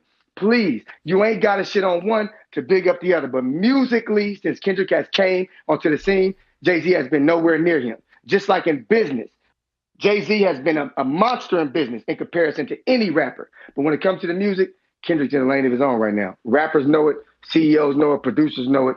You know it too. CYP out. I mean, I had no clue he sold 12 million albums, but we'll see, his total. When it's all said and done, like I said, it's about withstanding the test of time. Right now he's young. He's supposed to do his thing. It's when he lives out his generation, is the next going to still call on him to do features the way that everyone's done with Jay. That's what I'm saying. We'll see. But that's impressive. I had no clue he sold 12 million albums. Is that do you think he's talking about all album total or one album sold 12 million? Because that would be impressive. I think I heard him say the lowest was 1.4 and the highest was 6. So I guess I answered my own question. I guess one only. Yeah, so it's total. Okay, that's a lot. That's a lot. I mean, let's keep in mind that Eminem went diamond off one album, Marshall Mathers. So I don't know how could Kendrick be the greatest of all time if, like, you know, a couple albums got up to 12. M's one album went diamond. Absolutely. But I'm not even I won't even start a debate. I'm not even qualified to say that Jay-Z has better lyrics than Kendrick because I just never really gave the one. What's the album with the little minivan on the cover? I don't know. I don't know. I mean, he had a minivan on his cover, I believe. That's the one I gave a chance to. Other than that, I haven't really heard any Kendrick, so I can't say who's lyrically better. I'm gonna just lean towards my guy because I rock with him. But we got a $5 super chat from Sosa Smith that says, Spence got a holiday April 16th. Yes, we seen that and posted it. This is why I tell you guys to follow us on Instagram because not everything is a 3-hour show. And since it can't be, we post other news where it needs to be so that you can consume it. And here it is on our Instagram. Where Errol Spence was honored with his own day in Dallas by Mayor Eric Johnson. Can I get a screen share here? And these are the pictures. Obviously, they went to the gym to honor him. And, yeah, man, shout out to Earl doing his thing in the great state of Texas. Getting that love. But, yeah, man, follow us on Instagram to stay up to date. I wish I could play this one because it's dope, but it's got music, So corny that we're not allowed to use music on almost any platform, which is crazy because you're sharing that music, further putting the word out there about that music and or artists. But yeah, it's copyrighted in one way or another. We're going out to Sosa Smith in North Carolina. Getting that love. Sosa. Yo. What up? You hear me? We hear you. Oh, what's good, fellas? What's good? What up? First thing I need to know, Ness, on that my bookie thing that you got, I ain't never used that before. Mm-hmm. Do they only show the fights right there? They don't give you like the undercard fights like Brendan Lee and all them? Whatever they got is what they got, man. That's the bad part of my bookie, man. They don't have a diverse enough betting line, man. Like they don't put everything. We're trying to connect with others. We did get approved for Bovada LV, which is probably going to be the choice that we go with, but we want to explore Bet Online as well. Oh, you said Bovada LV? Yeah. Bovada always has all the fights, all the undercards. That's probably one of the better ones for sure. Is that spelled with a B? Yes, Bovada. Okay. I'll check them out. Right there. But yeah, like, this is a good week for boxing right here. But he was talking about Kendrick Lamar. Hell, 50 Cent sold $10 million on the Get Rich Die Trying, didn't he? I'm pretty sure 50 sold a lot of albums too. Yeah, there's a couple of rappers out there that went diamonds. A couple of rappers, not that many. Not that many though. Eminem and 50 Cent probably the only ones. Well, all right. Hard to say like that. You got to cross over. You sure enough do. So, I wonder if Drake went diamond yet. He ain't never go diamond. Drake is the all-time most streaming artist, though. He's done got over 1 billion streams. So, Drake, he in a league of his own with that streaming, though. He's the all-time most streaming artist out there, though. So, Drake like that. Damn, Drake went diamond for sure, Sosa. Yeah, I said he streamed over. God's Plan was 11 times platinum. Yeah, like I said, I know Jesus Walks went platinum too. I guarantee just that single itself probably went diamond. Jesus. Yeah, but Walks. I'm just saying, I ain't never seen nobody stream over 1 billion. Drake done cost everywhere. I gotta check that out. Yeah, it's gonna be but I'm gonna have to check that Bovada out though. I've been using the MGM Grand and them, you know, but that shit go on your taxes and stuff, man. I ain't trying to do all that. No, you know. Anytime you bet with a casino, if you win a certain amount, that shit, you know, you got to down sign forms and fill out shit for your taxes and everything. That man. I mean, my bookie don't go through none of that, but they just don't put enough fights, and they pay you in Bitcoin if you want Bitcoin. So, nah, you could get it in cash too, but they do Bitcoin if you into that. You know what I'm saying? Which I'm into that. I'm into that crypto. Get to me that way. Shake Uncle Sam for a few months. Gotta shake him, Danny. Shake him up, shake him up, shake him up, shake him. We got Rod in LA. What up? What up, Ness? What's what good? up, Ring Rock Danny? What's good?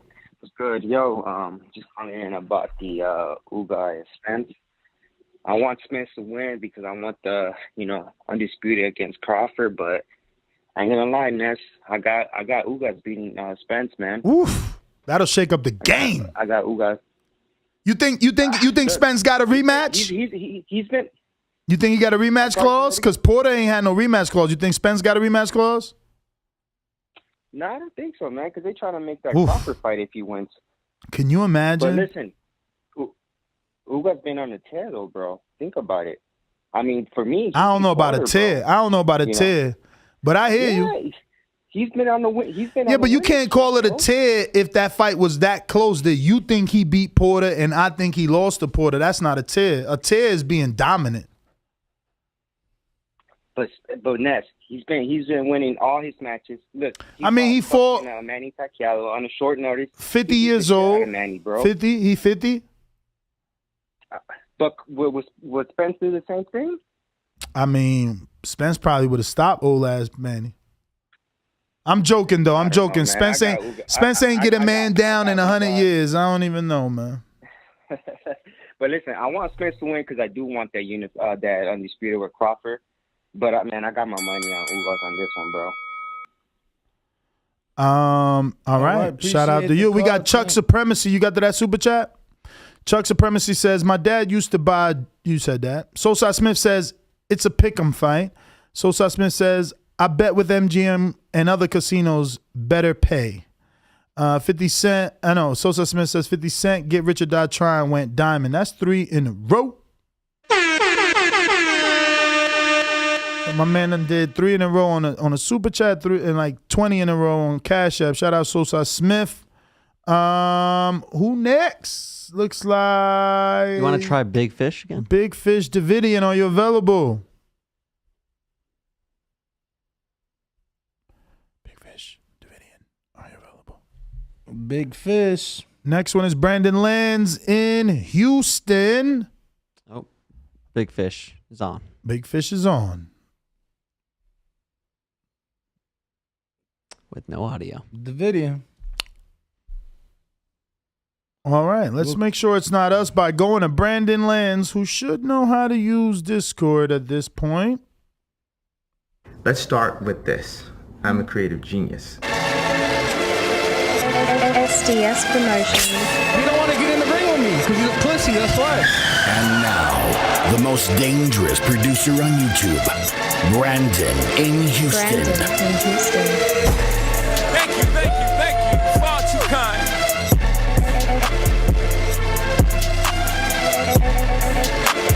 This message was brought to you by SDS Promotions.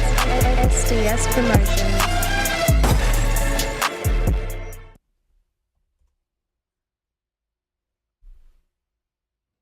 Gotta unmute yourself, Brandon. Oh, no, I'm not. Am I unmuted? Can you hear me now? We hear you now. Yeah.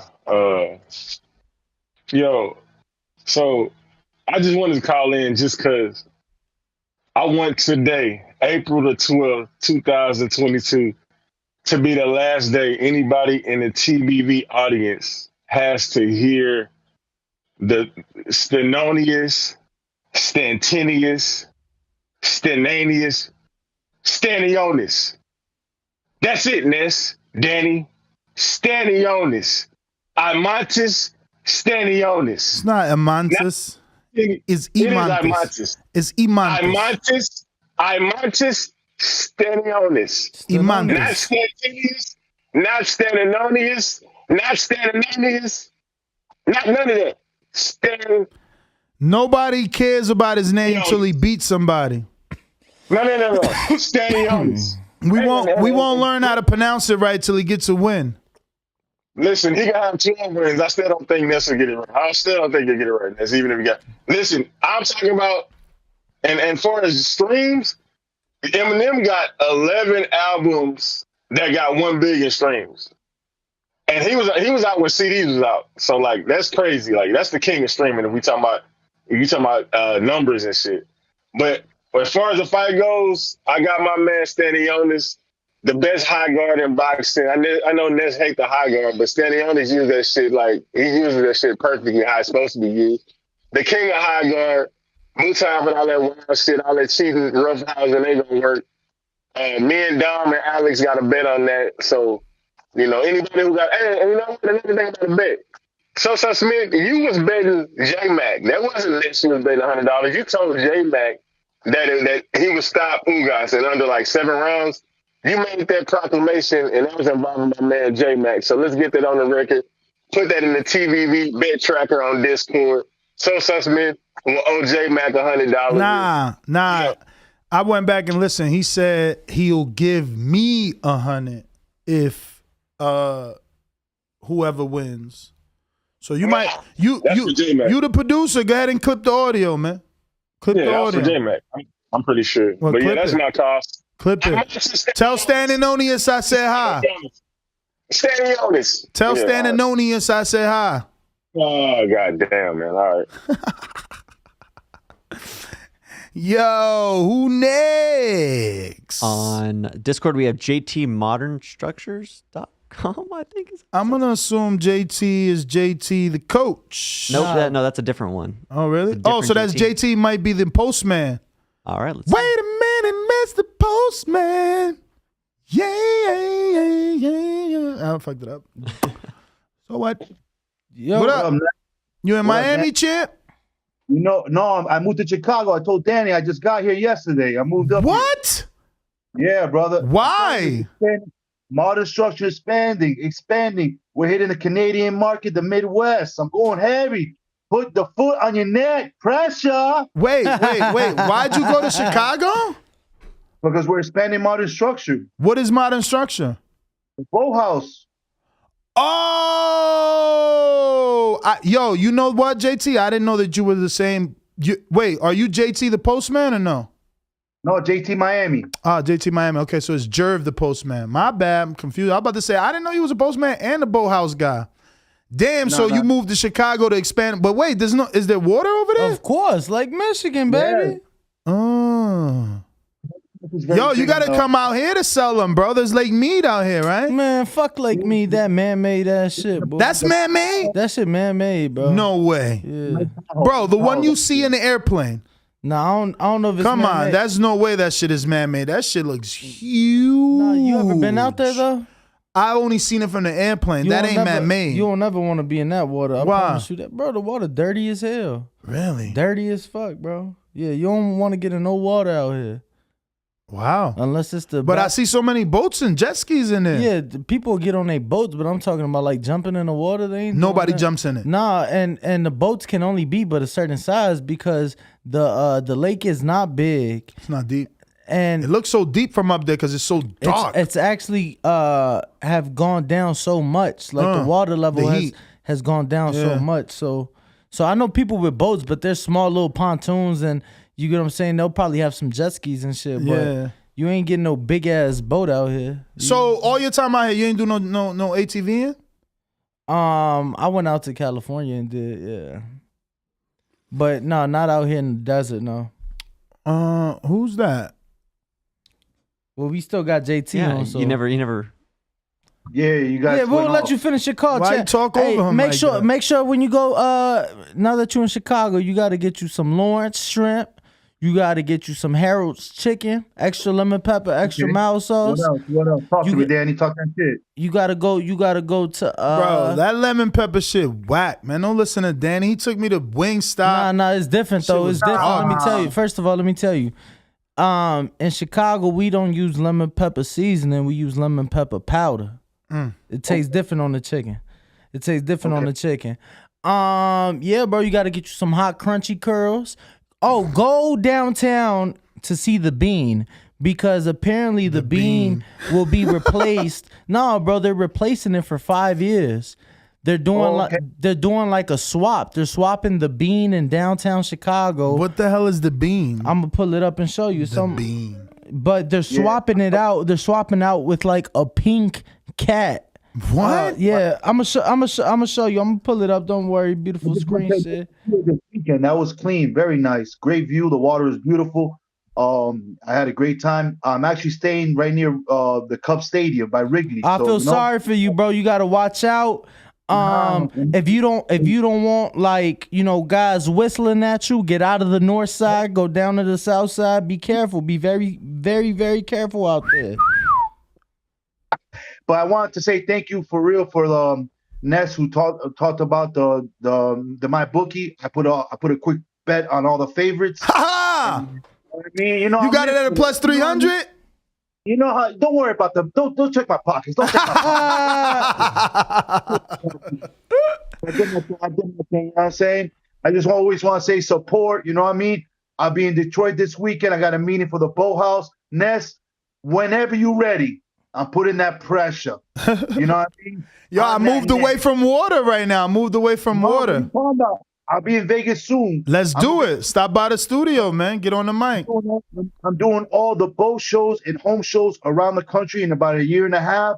So I'll be everywhere. And when I'm in Vegas, I'll come by but I'm showing up with something. Don't be showing up to the studio empty-handed. If anybody shows up, bring something. That's right. Bring some gifts. So right here, right now, I got pulled up. This is the Bean, which is a tourist. So you could walk under it? Yeah, you could walk under it. Obviously, as you see the reflection. And is it supposed to represent a coffee bean?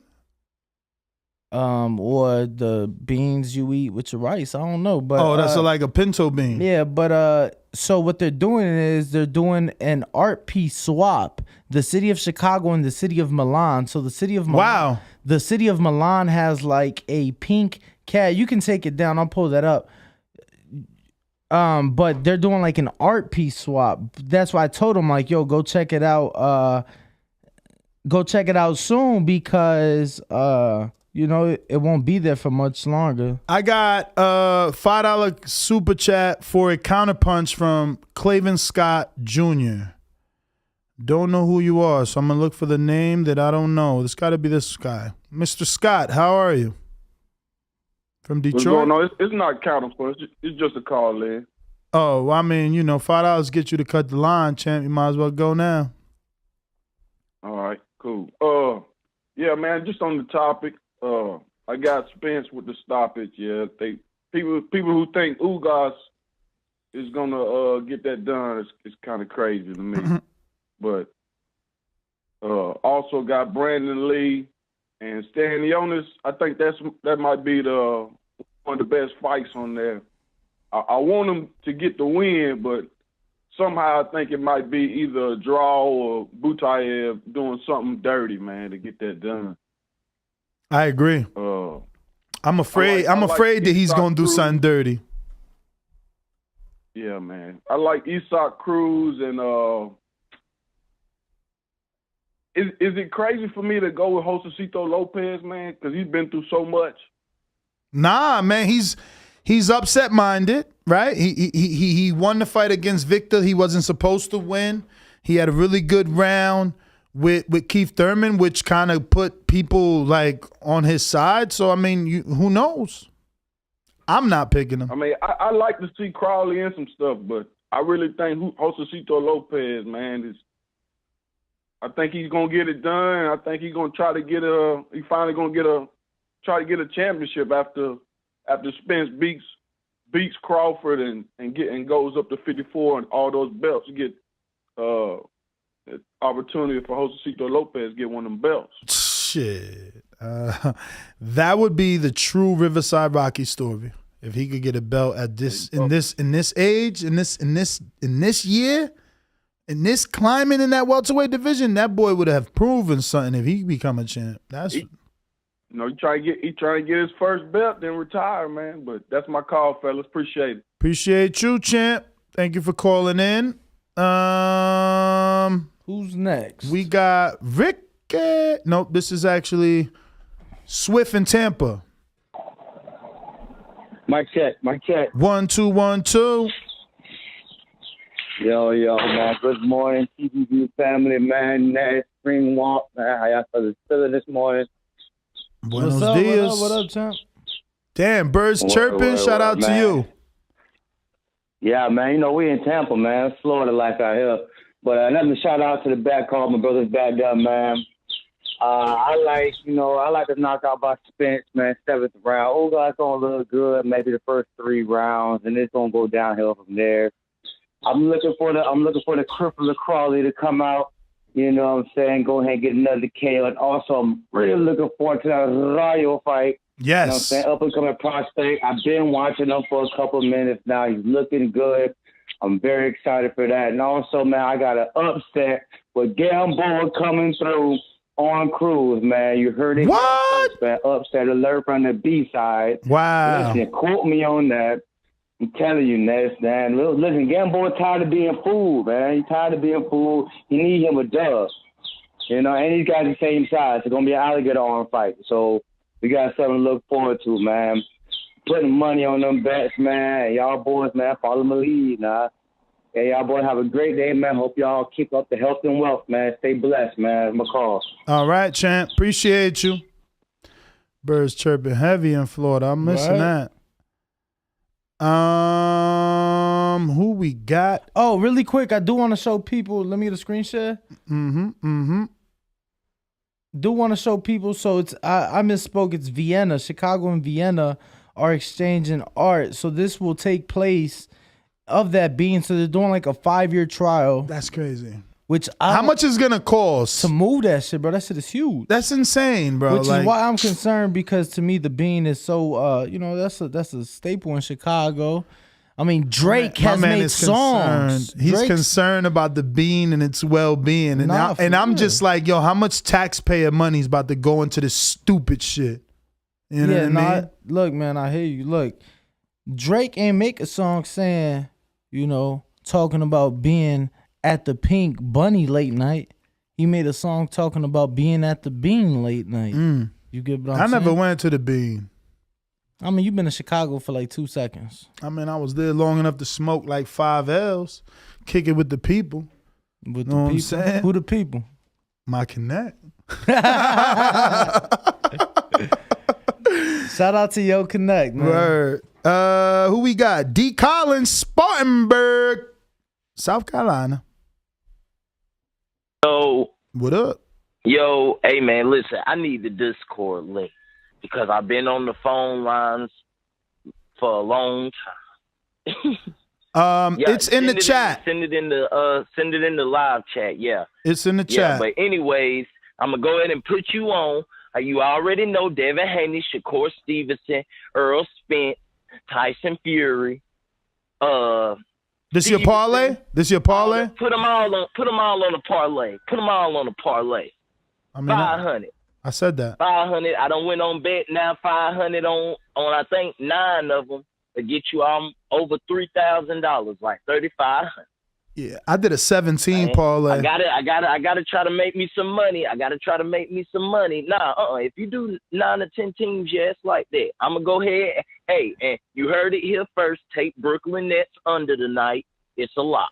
Might want to take the Cavaliers plus 8.5. You said plus 8.5? That's all I gotta say. Yes, Cavaliers plus 8.5 and the under 2. I think it's 224.5. 2 picks. Eat it up. Yeah, I was thinking about gonna be all over Brooklyn. Yeah, I was thinking about putting some money. But they playing in Brooklyn, champ. Man, I'm not worried about that. They got the length. You got Larry Marketing, Evan Mobley. You got what's his name? Scotty Barnes. You got Garland at point. You got Jared Allen, Cedi Osman. Yo, let me ask you this. Let me ask you this, man, because my Bulls, we got Milwaukee round 1, first game on Saturday. How you think the Bulls? Because we injured, look like Lonzo out for the rest of the year. We went on a nice little run there. What you think about the Bulls, man? Because I'm scared. Man, the Bulls is the thing with them is, are y'all gonna play defense? You allowing almost $130 over your last few games. Bro, we hurt, man. We hurt. Play defense. Yeah, you know what I'm saying? And that's going to be the key. The Bucks, they play defense, and then they won the most top, as far as offensive efficiency. But I will say this, you have been playing bad, and sometimes you got to go against the market roll with Vegas. You know what I'm saying? Everybody will be on the defending champs. It might be smart to throw you $100 or $200 at least on the spread, and y'all make the game close. You know what I'm saying? Yeah, everybody man. wouldn't expect y'all to ball out, especially being that y'all been injured. Y'all done got blown out a few games, it's good like that. Sometimes I like to take teams that's coming off bad because they focus on trying to get better as opposed to a team that's on a run. Yeah, no, I hear you, man. Look, I'm just like, man, ain't no way in hell we gonna keep losing. We done lost, I want to say, the last 3 to Milwaukee. No, actually, we ain't beat. Matter of fact, we've lost every game against Milwaukee this year. So we got swept in the regular season. The first 2 games was close, but the last 2 been blowouts. I'm a call back tomorrow, but that's what I'm going with. I'm taking Cavaliers plus 8.5, and I like that under. All right. That's my 2 pick. All right, Sam. Well, appreciate the call. Who else we got, Trav? We have Coach JT on Discord. Coach JT. You next. So interesting that you come across like a nice guy, but you're really a piece of shit. Hey, with that comment. Come on. No, that was a piece of fuck you. That was a piece of shit. We're doing live TV. Man, I don't care. What you gonna do about it? I'm killing this mother. Why do you have to talk like that? Well, I'm talking to you the way I want to talk to you. You have a problem? Turn off your station. I'm the best ever. Yo, can you hear me? Yes, sir. Yeah, what up, Ness? What up, Danny? What's up? Nothing, man. Yeah, I was talking a lot, but I know y'all wasn't talking too much about the Spence fight. A few callers called in, but I got Spence winning the fight.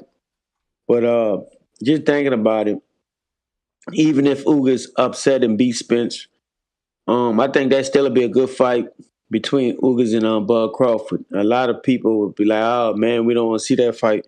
But there'd be a back-to-back upset fight. I had Ugas beating Manny Pacquiao. I felt like Manny Pacquiao was too old.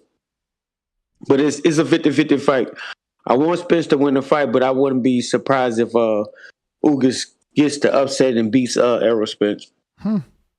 So I'll be looking forward to for him fighting Bud, because he did beat Bud in the amateurs before. So I don't know if they could hype that up. But Bud thinks highly of Ugas. So that'd be a good fight to see as well. Even if Ugas lose the fight, it's still be a good fight down the line. But I got Spence winning the fight, but I wouldn't be surprised if Ugas can pull out the upset in this fight, because he has all the skills and all attributes to beat Spence. That's my call, though. All right. Who's next? Davidian, what up? You got a mute. Davidian, what up? Good. All right. Now I'm here. Can y'all hear me okay? Perfect. Okay, good. Because I know last time you went to me, I was on the YouTube channel. What that was about, but yeah, it's nice to hear y'all. Y'all did good over the weekend and stuff with the boxing, all the interviews and stuff. Yeah, I'm excited. It's fight week. The Errol Spence versus Ugas. I feel like early on it's gonna be very competitive. I think over time, I got Earl being able to stop Ugas. I respect him, but I just think Earl is gonna be too much. And even if Ugas is able to beat Earl, he gonna go through hell trying to beat him. So his face gonna look crazy. Even if he is able to beat Earl, but I don't see that. Of course, it can happen though. But I look forward to the Stanionis fight. But I just hope Stanionis is ready for that, because that Butiev guy is, hopefully he can tame him because he's just rugged, wild, and kind of dirty with the elbows and all headbutts and stuff. So, that should be a good fight. That's gonna be one of the better fights, and I look forward to seeing Cruz. I like what he did with obviously he lost the Tank, but he did pretty good. A lot of people thought he was gonna get knocked out. So yeah, I'm just excited, Errol Spence Jr., the truth. I think he gonna stop Ugas in the later rounds, put me down. And yeah, great show as always, and God bless you and the callers. That's my call. Should we even try Big Fish again? I'm joking. Big Fish, let's make it happen. Is that the only one? The only caller? No. Left?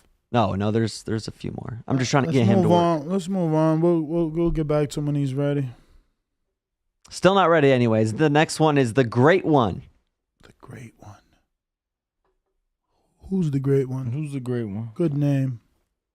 Great One has arrived, guys. Omar. What's up? What's up, guys?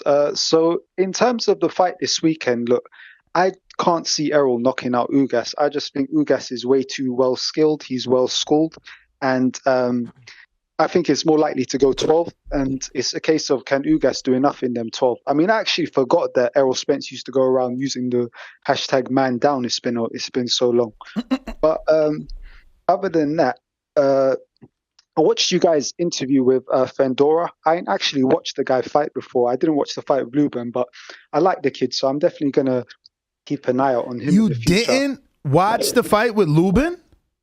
Nah, listen, I heard about this guy. I heard he's like a freak of nature, basically, a bit like Paul Williams. But I never actually watched his fights. But when I saw your interview with him, like I said, I like the kid, and yeah, I'm definitely going to keep an eye out for him in the future. But what made me laugh most in that interview was I ain't even going to try to pronounce the guy's surname, but Samson Lewikowicz. Oh, that's the one. Yeah, imagine in the same sentence, right, as saying Crawford should never have sued Bob Arum. This man says, "I've sued Bob Arum several times." Yeah, like, what the hell? I heard. What's this guy? What's this guy on? Is he serious? I mean, no, but he's saying that a promoter could sue a promoter, but a fighter should never.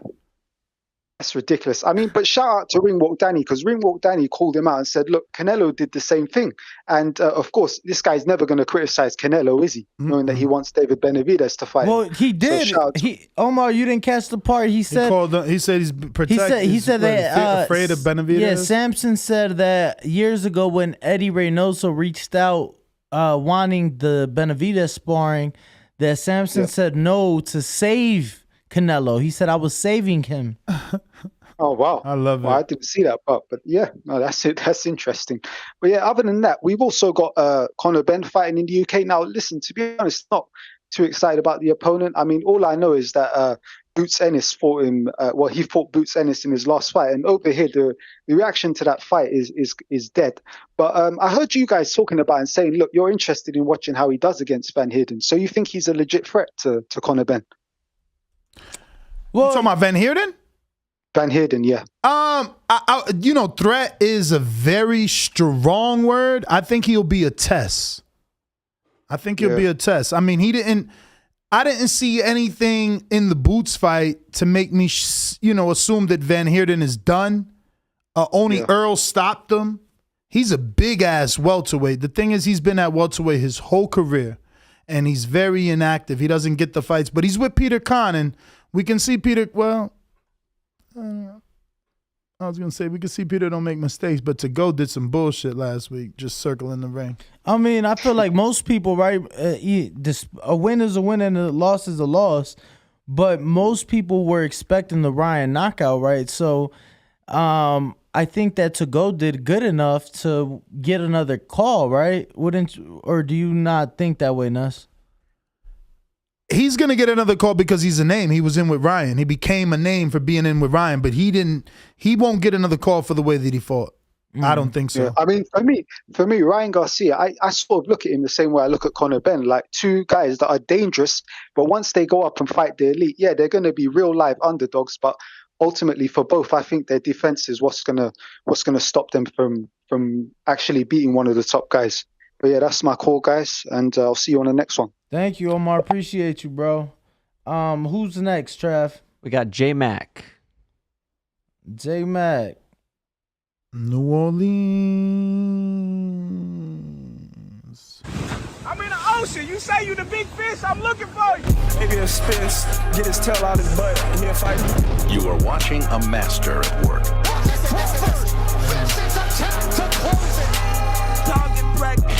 When I stop him, y'all gonna say he was too weak. Oh, big in the motherfucker, man. We ain't gonna be able to fire your punk ass out. But you wanna bet? You bet 100,000 on that. Let's bet $1 million. I'll break your fucking neck. J-Mac, New Orleans. Don't like what I said, nigga? Do something fucking about it. One of the best finishers. Give me the towel. Give me the towel. SDS Promotions. Get ready for the back attack. Yo, good morning. Can y'all hear me? Yes, sir. Hey, man, shout out to a few knowledgeable callers. Shout out to my brother, true Spence fan, always keeping it straight up. Oh, this is going to be a tough fight for Spence. Davidian, he just gets up and reads his book, his Bible in the morning, just spews out the same stuff over and over. Spence ain't stopped shit in the last 10 years. Of course, I'm being obnoxious, but he said in his interview, the press conference, that I ain't stopped something when Brian Custer pointed it out. He started laughing, whatever. So to say Spence gonna stop something at this point is just a little delusional. I think people living in the past, and if he ain't stopped Mike, he damn sure ain't stopping Ugas. Sosa, don't chicken shit out that bet. I think Ness trying to got it messed up. That money, that $100 went to me. Me and you were debating on the show.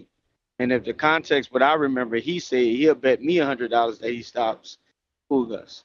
And on the other strand, Ugas is a tough fight for anybody. I think it's Bud toughest fight at welterweight due to the fact that he's a counterpuncher, he's strong.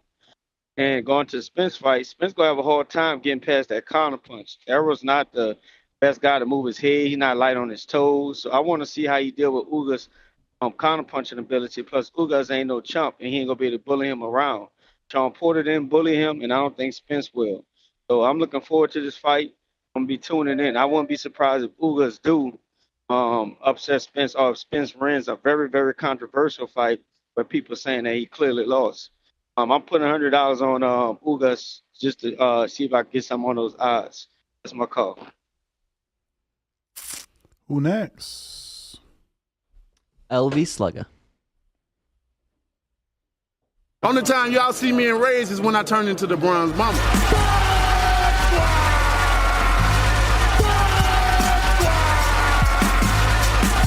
I want a body, and he gonna be the body. Hey! The ambulance better be ready, the medical better be ready, the referee better be ready. They better have that towel to be able to throw it in. SDS Promotions. Was he right? LV Slugger.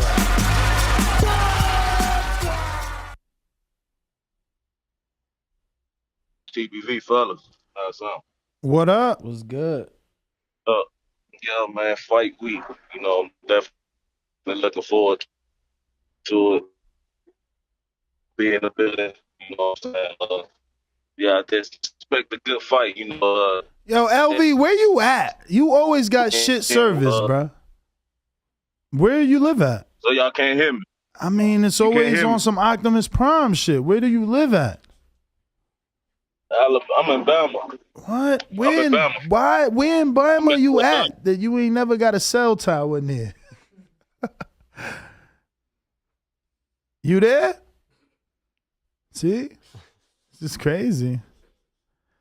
Wowzers. All right. We got a cash app from Michael Colbert that says, Ness, I'll cash app you $250,000 if you get me a signed Devin Haney glove.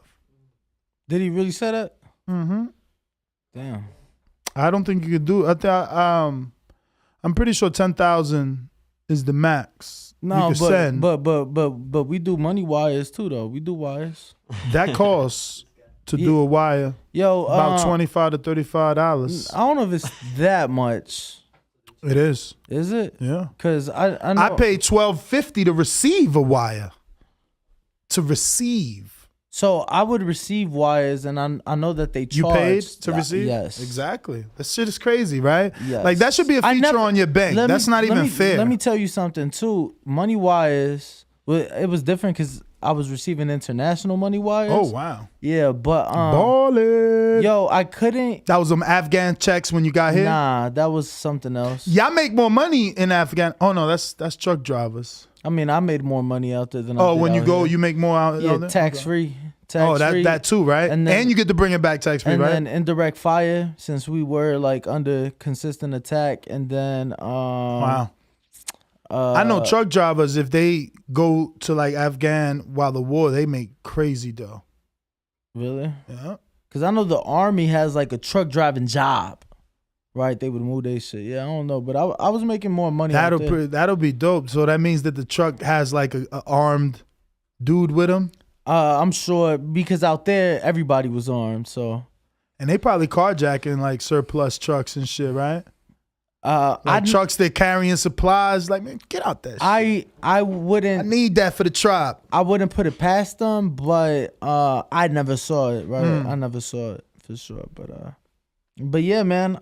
We could most definitely for a quarter. Yo, that Discord is packed. Who's next? For a quarter, we could do a Devin Haney autograph glove. You know me? For a quarter, we get it. We got the business. The business. Oh, that's Ray. What up, Ray? I ain't got no intro. Ray.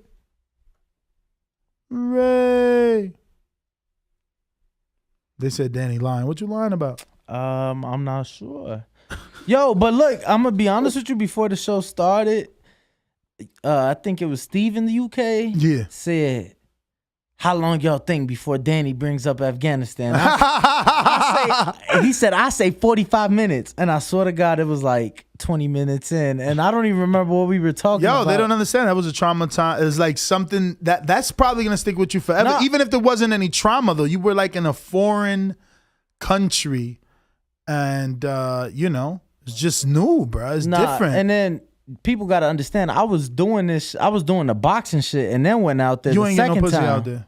The first time I did, yeah, the first time, not the second time. In-house, like with the military, or you had yourself a little Arabian night? Nah, contractors. So, the government hires private companies to do a lot of the same shit we do. So they're American and shit. Most of them former military. It's usually always former. Oh, okay, contract. Because, word is born, that registered totally different. Like when he said, no, contractor, I'm like, wait. The military is flying in prostitutes for them? But it's like contracted girls? Let me tell you that there was an airport where we was at that used to be open to the public. And they told me that back in like the late 2000s, early 2010s. Because I was like, yo, why are they advertising a hotel here? They're like, there used to be a hotel here. I'm like, but this one has a pool. They're like, it had a pool. Guys used to fly girls from like local countries that they would find online and just keep them at the hotel and, just pay for, their services. And what? The pool got like covered in dirt? Like, nah. People found out it was literally like a prostitution ring. And of course, it's the government. They called them Desert Storm, Danny. Definitely not Desert Storm. That was a little bit before my time. Yo, Ignorant Boxing said those contractors make money. Let me tell you. That's what I'm saying. Because when I was a truck driver, they told you if you go overseas to drive, you get paid way more. Like dudes was making like 90 grand in 3 months. I ain't know contractors making that much, but truck drivers though. Okay, yeah. So, but I do know contractors making, 50, 60,000 for 3 months. So look, B-Dog thought you was talking about prostitutes too. When you say, they contract, I'm like, oh, damn. Military. That's what I thought. Yo, y'all can hear me? Oh, we can hear you, Ray. Ray finally spoke. Hey, Ray, I just want to say congratulations on there, bro. I just want to say congratulations on there. You followed me on Instagram, and I saw you just got married. So congratulations. Yeah. He had a fucking bachelor party, I think, in Tampa. Yeah, I congrats. appreciate it, man. Yeah, just got back from Puerto Rico. We were out there for a while, man. It was nuts out there. The whole island went dark and everything. We lost power and shit. But No shit. Was it weather related? it was like there was like a huge fire or something, bro. It was Oh, nuts. wow. But Oh, wow. that's what happens when you're a real island boy. You know, you got to deal with that kind of stuff. I guess, right? Cause I'm an island boy, trying to make it. Now, what you got for us, Yeah, Ray? man. Fight week, man. How excited are you for this marvelous card in Dallas this weekend? Man, I'm excited for it, bro.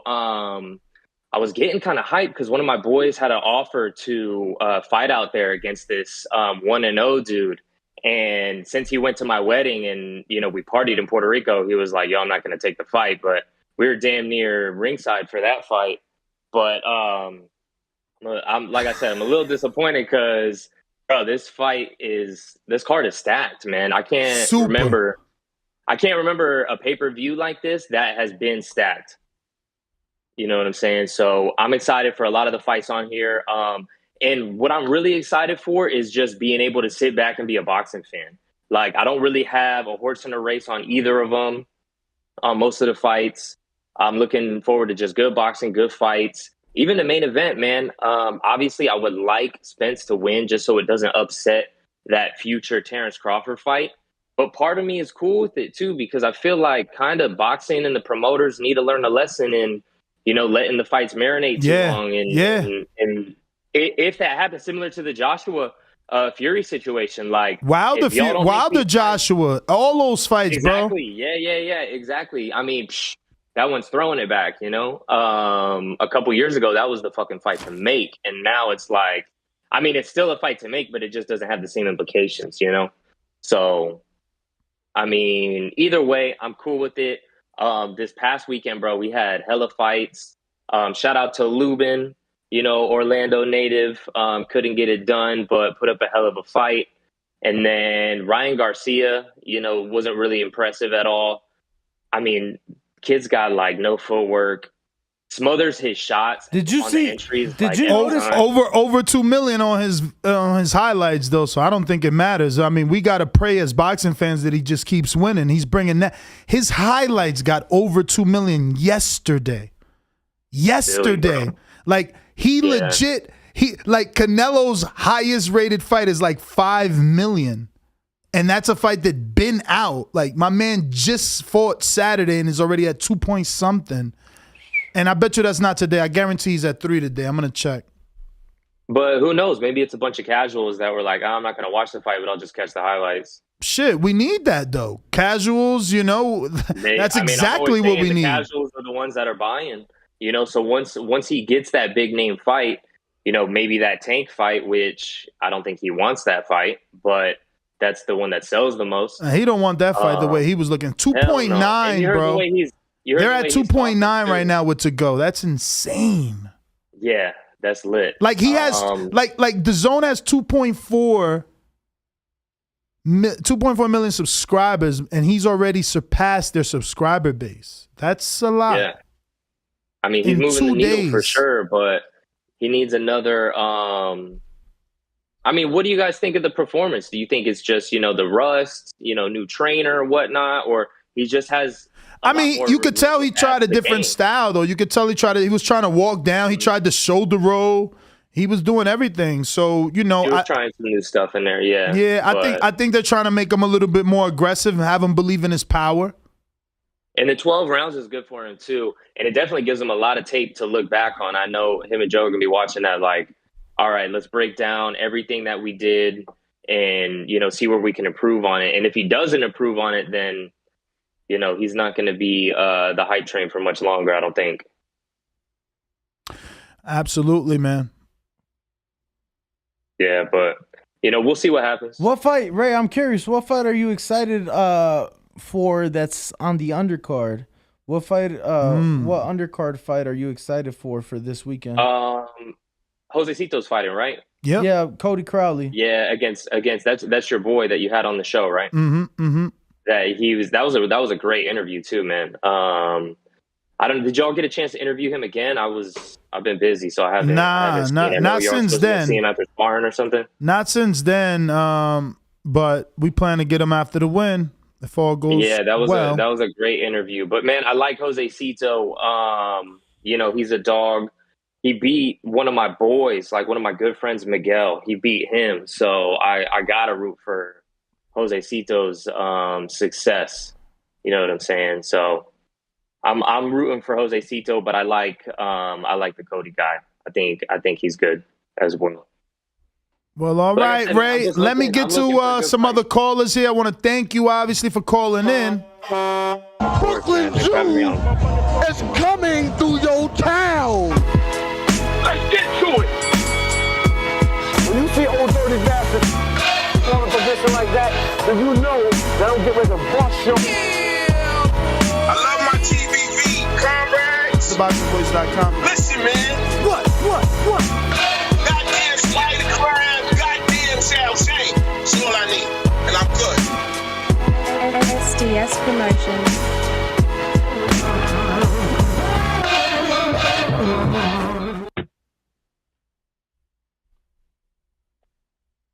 Yo, King Born.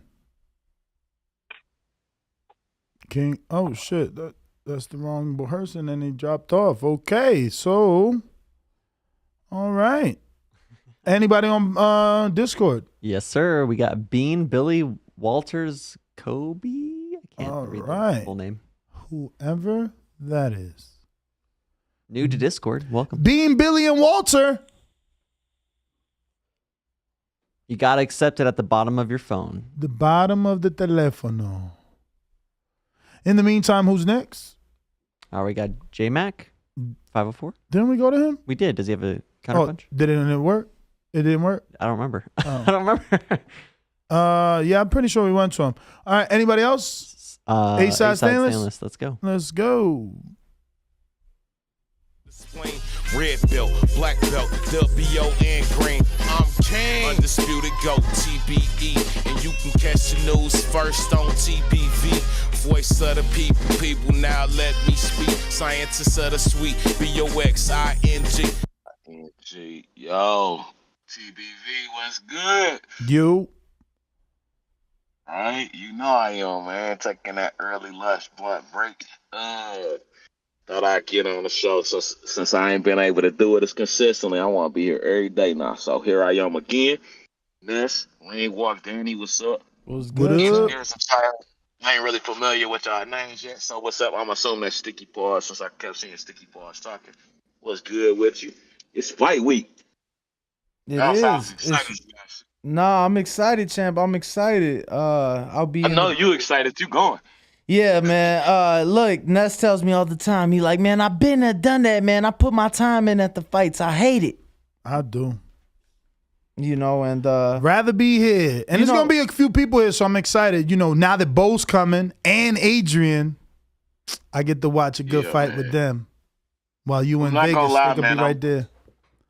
I'm not gonna lie, I'm kind of love and hate relationship with the you know what I'm saying, with live fights, because you can't see them as good as you can on TV. Mm-hmm. That's exactly how I feel. Nah, hey, you got to go to the live fight, then come back home and watch it anyway. Nah, I was there ringside when Canelo fought Billy Joe at AT&T Stadium last year, and the whole time I'm like leaned back in my seat, looking straight up at that fucking ginormous screen. Neck hurting. That's what I did, man. When I went to see Errol Mikey at the AT&T Stadium, I was looking at the jumbotron. Yeah, man. I was like in the first row. Talking to that mic, you fading out. Hold up, cause I'm still on this thing, man. Let me figure out my short. Boom. Can you hear me now? Yeah, that's them Bose Bluetooths, man. Ain't $250 or nothing. But you know what I'm saying? It's something to experience the fight if you've never been. I'd always say you should go to a fight, but personally, I'd rather watch it at home. It's cool to go because of the stars you see there in the boxes and everything, but I'd rather watch it at home, man. I gotta agree with J Mac, and I think JT. I know he been talking about it too. The realistic Errol Spence fan. Ugas is a tough fight. I don't really know that Errol knocks him out or even knocks him down. It's possible Ugas has been knocked down before. I see Errol winning in decision, but there may be a knockdown, but I don't see no knockout happening, man. I am excited for the fight, though, man. I'm like everybody else, man. It's crazy. The last time Errol fought, we were saying, we got some questions that need to be answered before we can talk about the Bud fight. All those questions get answered for us to come right back around and have to ask the same question. So I hope we get the same great answers, and then we can look forward to Bud versus Errol in the fall, man. But I got to get back to this blunt and get back to work. So as I always say, please make sure you push that thumbs up. Share this in every episode of the Boxing Voice podcast. This is TBV for life. And if you ain't on Patreon, that's because you're stupid. Peace. Peace. Appreciate you. All right. Damn. Blog Talk lit up. Who we got on Discord? Anybody else? We got Big Gucci Nick. Big Gucci Nick, what up? Yo, what up, Ness? What up, champ? Hey, man. Everybody smash that like button, smash that subscribe button, man. Pound for pound, the best podcast on the planet. You know what it is. Appreciate you. Your boy disappointed me, man. Tego, man, that was like the he my right boy there, now. Man. I can't believe it.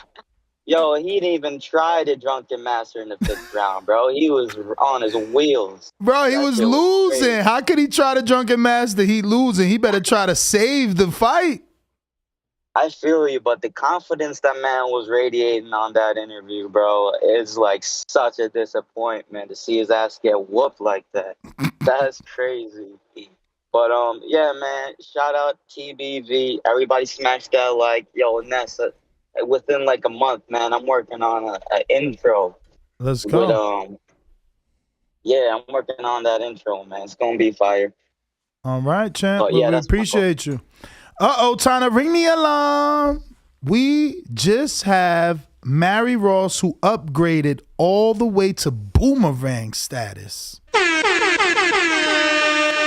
Shout out to Mary for now being a boomerang. Appreciate you. Shout out for joining the Patreon and upgrading as well.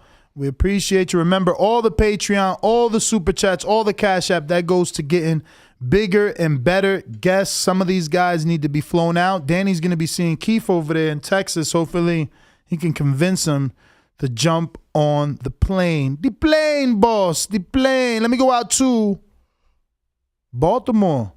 Not Baltimore, excuse me. What's the other B? Boston. Yo, first of all, let me say, I don't play Showtime to see you all there not even putting a goddamn motherfucking effort. If I want to see two motherfuckers just fight, I pick up a fight with somebody in the street. Don't need that shit. You don't love that form I do? Just move along. Gone. Fuck you. Next. What a great show. Thumbs up, donate. Oh! What's happening, people? Trying to blow my eardrums? Nigga, you know the intensity and the energy from Paul G. Yo, talking about intensity and energy, who he moved with? Who training Ryan Garcia? Joe Goosen. He gonna ruin Ryan's career, bro. Did these men know who's training him? Why? Who's training him? Tell us. Dude, you never seen him fucking from fucking the Castillo days. These men send you out there to die. That's the wrong trainer. As soon as Ryan gets some real competition, these men gonna send him out there to die. Doesn't matter you fighting an alien with 12 arms, this motherfucker want you to pull a miracle. That's the wrong training from him. He's not gonna be a pretty boy for too long with that dude, bro. Shit. It's crazy. Anyway, moving to fucking Spencer and Ugas. I expected Spence to win by robbery. A la Porter shit. I think Ugas gonna get robbed. Besides that, I only gotta say that TVB is the best show in the planet. Hands down. Everybody support, donate, gotta go. I'm out. All right. Who is next? AMG Chamuco on Discord. We ain't just go to him? No, oh, he just left, and now he's back. No, we haven't been to him yet. Oh, that's probably why he keeps dropping off. Who next? Yo, what's up? Y'all hear me? We hear you. Yeah, I'm about to have to run an errand real quick. But, yeah, man, I'm excited, obviously, for this weekend's fights. I got Errol beating Ugas. I think Earl's too busy, and Ugas is the opposite, right? I don't think he's busy enough. He's going to try some counters, but I think Earl can get inside and once again just be a lot busier than him. I got Stanionis is my dark horse in the 147. I really like him, actually. Let me talk about all the young guys, Boots, Virgil, and all that. Yeah, I think they've shown more so far, but I got him surprising people. So hopefully he can get through this Butia fight. That is a tough-ass fight, but I think he can get it done. And then I'm excited to see Rayo fight. And I'm still not that excited for the Pitbull Gamboa, just mainly because of Gamboa, but hopefully, Pitbull gets a big knockout and build his name. That's the best I think we can hope for that fight, and getting some hype fights later on for him if he does get. But yeah, that's all I got. Good show. All right, man. I've been sitting here without these fucking glasses, struggling. Who else we got? Yo, Isaac Dogbay responded, man. I want to get him on the show. I got LV Slugger on Blog Talk. What's up?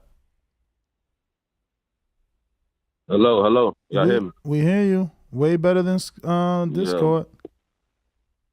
Yeah, man. Yeah, excited for the weekend, man. Big fight. Nice little undercard.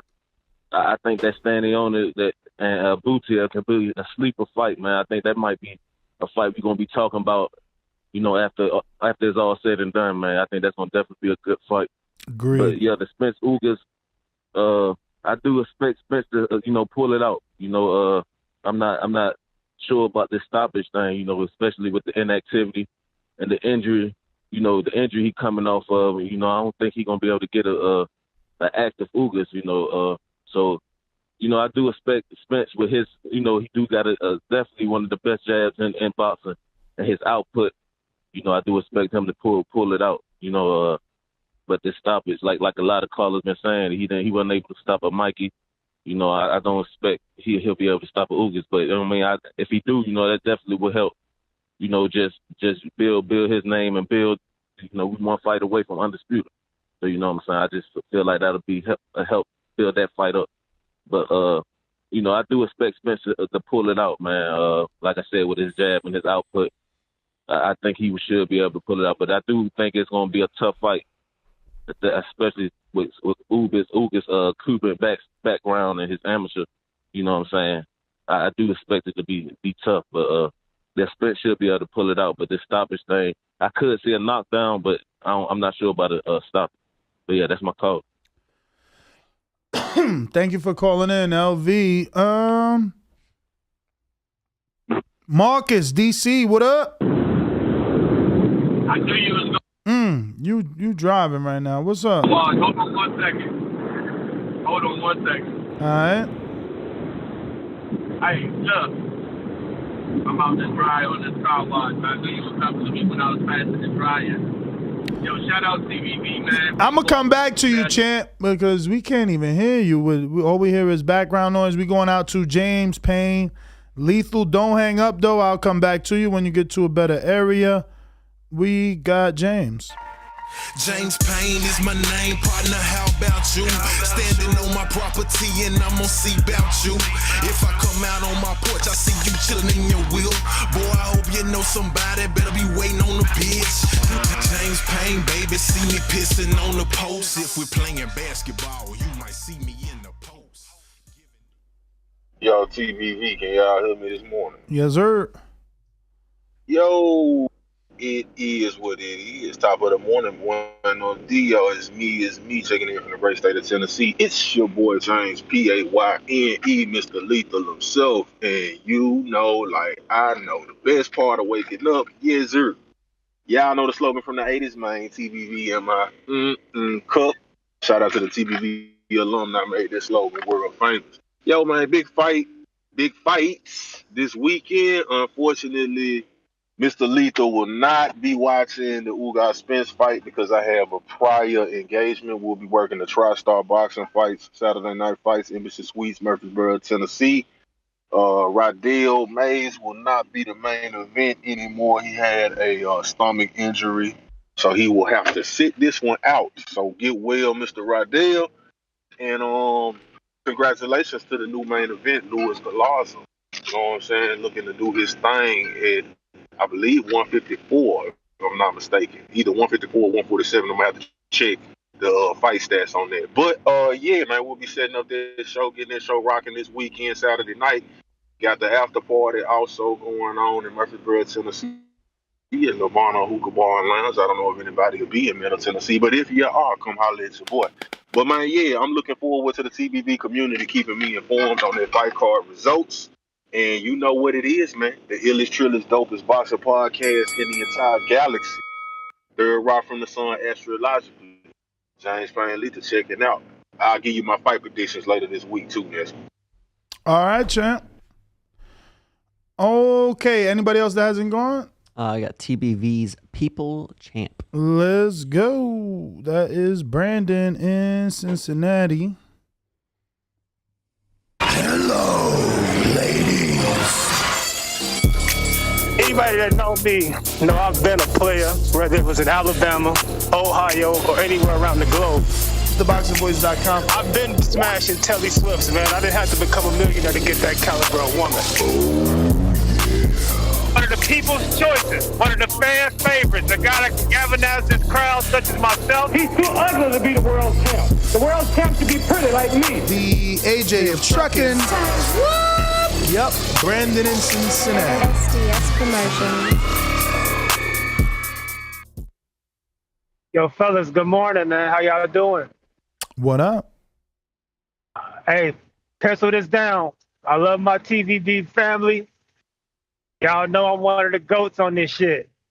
The TVV curse will strike again. Josecito Lopez will knock out Cody Crawley. You crazy. Bucket.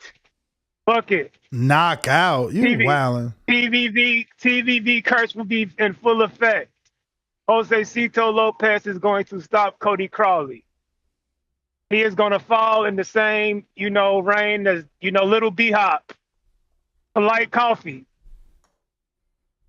Shout out to Coach Myers, but Cassius Chaney. Guys who come on here and talk that good shit, get us all excited, and then get their ass kicked. That's what's about to happen to Cody Crawley. Guy was on here talking about he beats Bud and ain't nobody fucking with him. He's going to run into Riverside Rocky, and it's going to be too much for him. That pressure, that heart, that grit, Cody Crawley ain't going to have enough firepower. Mark it. Josecito Lopez is going to stop Cody Crawley.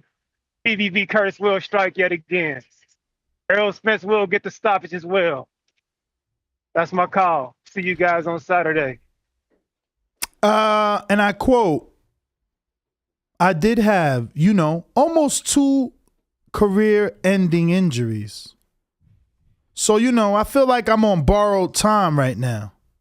So, I can't just sit around and fight tune-up fights. And then, God forbid something may happen or anything like that. So, send me straight in with those other sharks, And I feel like Ugas, he's a tough fighter, and he's going to come to fight. He's going to push me to that level. Do you think Spence keeps this same energy if he beats Ugas? Is he still going to want to get pushed to the shark? Who in Terrence Crawford? I mean, that's the only other shark in the water. So you saying Errol beats Ugas? Is he gonna go after the Crawford fight? Absolutely. Is that what you believe? I do believe that. But will he keep the same energy about sharks, or will he look for a tune-up? I mean, he just said, "Why fight a tune-up when I can fight the real deal?" All right. He said tune-ups are for people unsure of themselves. Mm-hmm. He did say that. He did say that. So, he feels sure of himself. That's all that is. Marcus, DC. What's good? I'm out the car wash, man. Thank you very much. No doubt. Listen, Ugas and Spence fight, man. Listen, this one's gonna take a chunk out of Spence no matter whether he win or not. This is like that pound of flesh fight that Andre Ward had with Kovalev, and everybody think Andre retired just because he retired, but really it's because Kovalev took a pound of flesh out of him, man. Spence is gonna win the fight. If Spence is the best Spence he can be, he'll win the fight by decision, but he doesn't come out unscarred. Ugas is gonna catch him with pot shots. He's gonna catch Spence in between exchanges. And we're going to find out that Spence, when getting punishment put on him, has the same energy and effort that he displays when he's fighting fighters that don't throw punches. Danny didn't hardly throw punches. Mikey barely threw punches. As far as Tego, come on, what Ghanaian fighter other than Azuma Nelson do you know that doesn't nut up and not throw punches? Joshua Clottey, Tego, Dog Bay, these dudes, man, when they get in a big fight, I don't know what it is, man. Only Ghanaian fighter I've ever seen that doesn't nut up and not throw a bunch of punches is Azuma Nelson. The rest of them go high guard and get their ass whooped. Maybe except for a little bit Ike Cortez back and forth with De La Hoya, but every time these dudes get into the fight, man, they don't let their hands go. Have no idea what it is. Look, again, Spence should win. I'll give you a prediction on a prediction, but I think that being from the island, Ugas is very familiar with fighting southpaws. He's very good internationally, and we haven't seen anybody kind of get with the business with Spence. So I think this is the fight that we see Spence get hit when he's not expecting to get hit. I think he gets hit in between exchanges. I think he gets pot-shotted a little bit while holding his guard up, and I just want to see his response. I'm not saying he can't win the fight. I just want to see his response. That's my call. I'll let you get back to it. I would love to hear your opinion on that. Peace from D.C., TBV. All right. I mean, I don't have much of an opinion. At this point, it's about seeing what happens. I mean, can I see a tight fight? Yeah. Ugas is in the biggest fight of his life. He's not just trying to hand over that belt.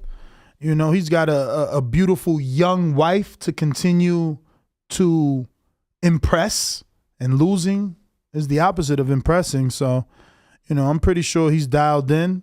I can see him making it tough. I'm still picking a favorite in Earl.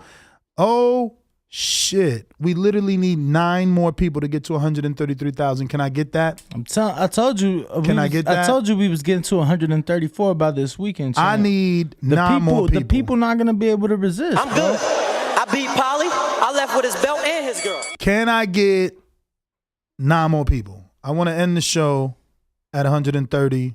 What are we supposed to be at? Well, that'll make us 133,000. That's a lot. Can I get some love? Can I get some love? We got some super chats coming in. We got Texas Bulldog Boxing says, yeah, wild. Ugas went life and death with Abel Ramos. But Abel just gave a tough fight to somebody that just beat him. Who just beat Abel the other day? Just beat Abel. Santa Maria. Santa Maria. Oh, Santa Maria got a fight. Sources close to the camp told me he's fighting.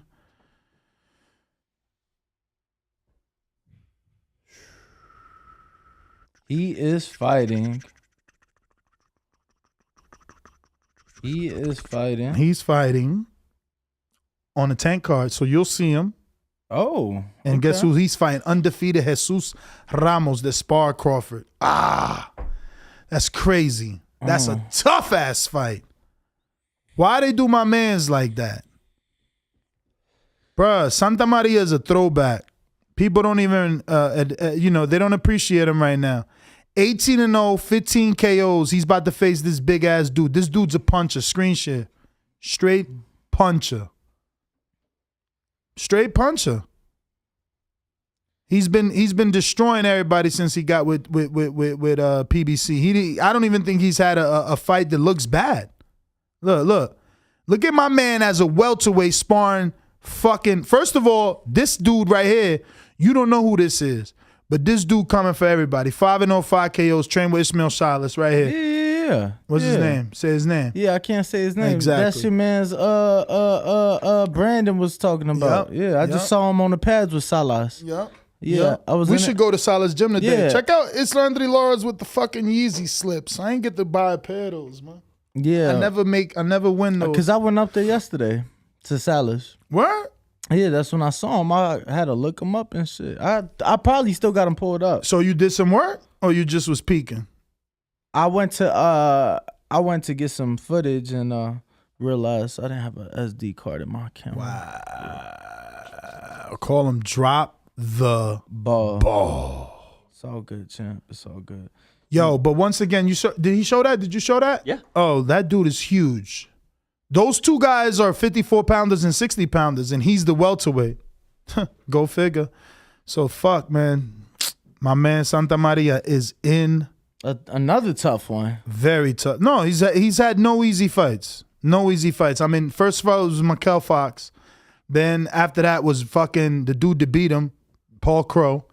After that, Abel Ramos, and now look, damn, that's crazy. This dude's tough, bro. This dude's tough. We got a new poll. This poll is from someone in Super Chat. I can't remember, but we got a new poll, and it's Broner versus Tank, because I don't know if you've seen that Espinoza's out there saying that Broner's locked in Colorado. He is. They got him locked in. They ain't letting him out the house. He's only getting a train, and they trying to find him a date and a fight.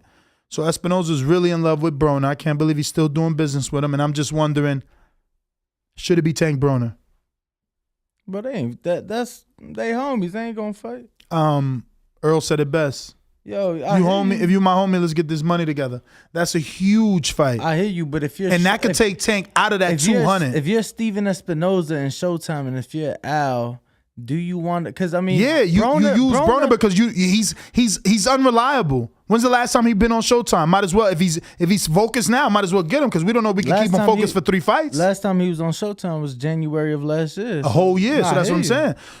If I'm Espinoza and I'm a exec, I'm like, do I invest in making sure he's good? Like, get him 2 tune-ups and then put him in? Or do I just put him in because he's a wild card?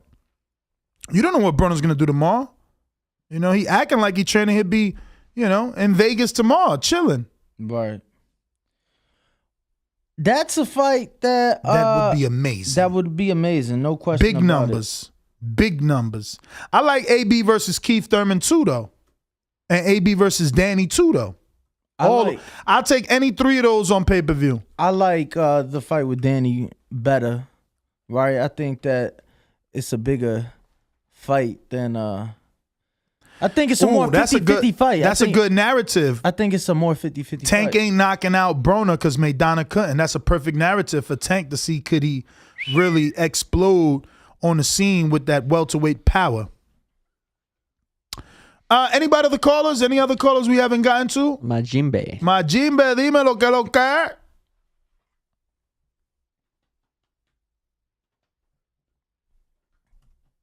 Gotta accept it, Oh, there you go. There we go.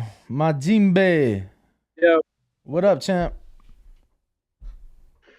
What's good, man? Good afternoon or morning over there. Man, my first car was a 1996 Civic EK Bubbleback. Love that car. Sparco seats, no back seats, works wheels. Damn, Sparkle seats? You had racing seats in that, champ? I had racing seats, man. B18, 13.1, piston compression, ported out seconds. Whole thing, and then it got stolen. Wow. Yeah, you know how it is, and that's Jersey, man. Hell yeah, Jersey's tough, man. It was, with those Civic imports, man, it was crazy. But yeah, man, I am looking forward to this fight, but I see a lot of people going like kind of 50-50. I don't see it that way at all. I don't think Ugas has the power to keep Spence at bay. I don't think, sorry about that. I don't think that he has the boxing skills to do it. I don't know, man. I see this kind of being not a tune-up. I'm not going to say a tune-up, but a pretty easy fight to bring Spence back to get him ready for that Bud fight. Yeah, I don't know. Seems, but the undercard is pretty good, and I will agree with my brother Brandon. I am also going to pick Josecito to upset. Well, yeah, upset, right? You guys are bugging. Is Cody the favorite, or is Josecito the favorite? Of course, he's a favorite by like 500. You guys are tripping. Brandon's about to ruin his fucking reputation picking Josecito. Or we might just, let you guys know that we are the truth. here on I'm TVP. sure when you guys lose, you'll be known as the Island boy. I'm just trying to Hey. Mhm. Hey. Island boy. You guys will be just as whack as my island boys when you lose this bet. Yo, and then the last question I have for y'all: does Ugas have the best looking girl in boxing? That's That's so disrespectful. And for you too, how could you say no? Like, why would you do that? Yo, yeah. Tell me who. I'm not answering that question. You guys are crazy. No, I ain't answering it, but I'm just letting. Who got the best girl in boxing? So that the fighter's like, oh, I heard you lusting over my girl. Like, what's wrong with you? You crazy? It's not lusting. That's it's just untitled saying that only, she's baby. Beautiful. That's untitled. Yo, if a fighter finds out about that, he paid to find out. But we could always talk about Mary McGee. She doesn't have a man. Show this screen share. You know what I'm saying? Mary McGee has been gaining some weight, according to her, and it's in all the right places, according to her. Again, not me, according to her. Let me put 47 to 54 next for her, huh? I don't know. This look like could be 180. I thought you. Yeah, no, I hear you, but Oh, you being respectful? Yeah, I hear you, but y'all wanted me to rate fighters' wives. He being respectful. He want me to rate fighters' wives. Y'all terrible out here trying to get us killed, man. You know, a lot of people come to this studio. I said I was trying to get this studio shot up, not me. Ooh, they're saying give AB a Jamal James. Nah, AB can't fight Jamal James. Too tall. It's like let me get a screen share. Let me guess. Jamal Did you James. know? Jamal James. You is knew about this tattoo? No, obviously not. No, Me neither. But so you saying Jamal James is a hype bully? Is what you're saying?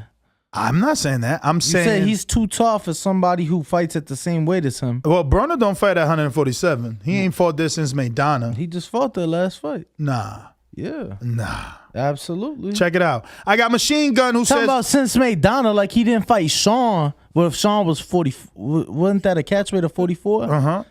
That's still welterweight. Show me welterweight, man. See if I'm wrong. Let me this guy fake all Pacquiao too. Come on, champ. Oh, Pacquiao was at 47? Come on, nah, champ. that was at 44. You crazy Watch. than a motherfucker. Show it. 100. Screen share. Right here. His. Screen share this motherfucker. Come on. What that say? 146 against Giovanni Santiago. Oh, that ain't welterweight. That's right underneath the limit. So what weight class is that considered? I mean, the limit. He's under the limit. He's under the limit in the welterweight division, motherfucker. Fuck wrong with you? I got Machine Gun with a super chat that says Ugas can't let Earl land like Pacquiao was. Big fish emoji. I got Oscar that says, get me down for Ugas by decision. TBV, always grinding. Shout out to you. 7, Ness. 7 what, knockouts? 7 fights at welterweight? Since Maidana. Damn. He a welterweight then. Come on, man. Well, tell him come fight Cody Crowley. Adrian Hernandez says, are you guys still doing $25 TBV hats? I'm a Patreon member. If so, where do I send the money? You have to Cash App it and send your proof of Patreon and or YouTube member, plus your full name and mailing address. So do that, and you're in there like swimwear. And you better hurry up. We ain't got many hats left. Yeah, you better hurry up. We ain't got many hats left. We don't know if we're gonna get those hats back from a disgruntled employee. Cause he took the calendar with him and shit. Yo, that's crazy. You going to hell. No, he took the calendar. He erased the calendar. Word. Brandon hit me up right now. Like, yo, tell Danielle add me to the new calendar because the other one is gone. Like, damn. You disgruntled meanie. KDDR. TBV real? Wait, no, he says TBV real questions is how many pay-per-view buys does EJ versus Ugas do? 1 million. I learned my lesson about saying 50,000. What will the attendance at AT&T Stadium be? 100,000. I learned my lesson about offending Errol Spence. WWE WrestleMania just did 78,453 on Sunday and Saturday. Damn. 2-day event? They did 2 days this year. Oh, wow. I wonder if that can we Google if that's a 2-day ticket like what's that theme park? Wildwater Kingdom? Donnie Parker, why would you buy a 2-day ticket? You could like, do a 2-day ticket. But let's see. Was this individual tickets, 2 separate days WrestleMania? That'd be insane. These fuckers just became, they was already rich, but Lord, can you imagine selling out 78,000 twice back to back?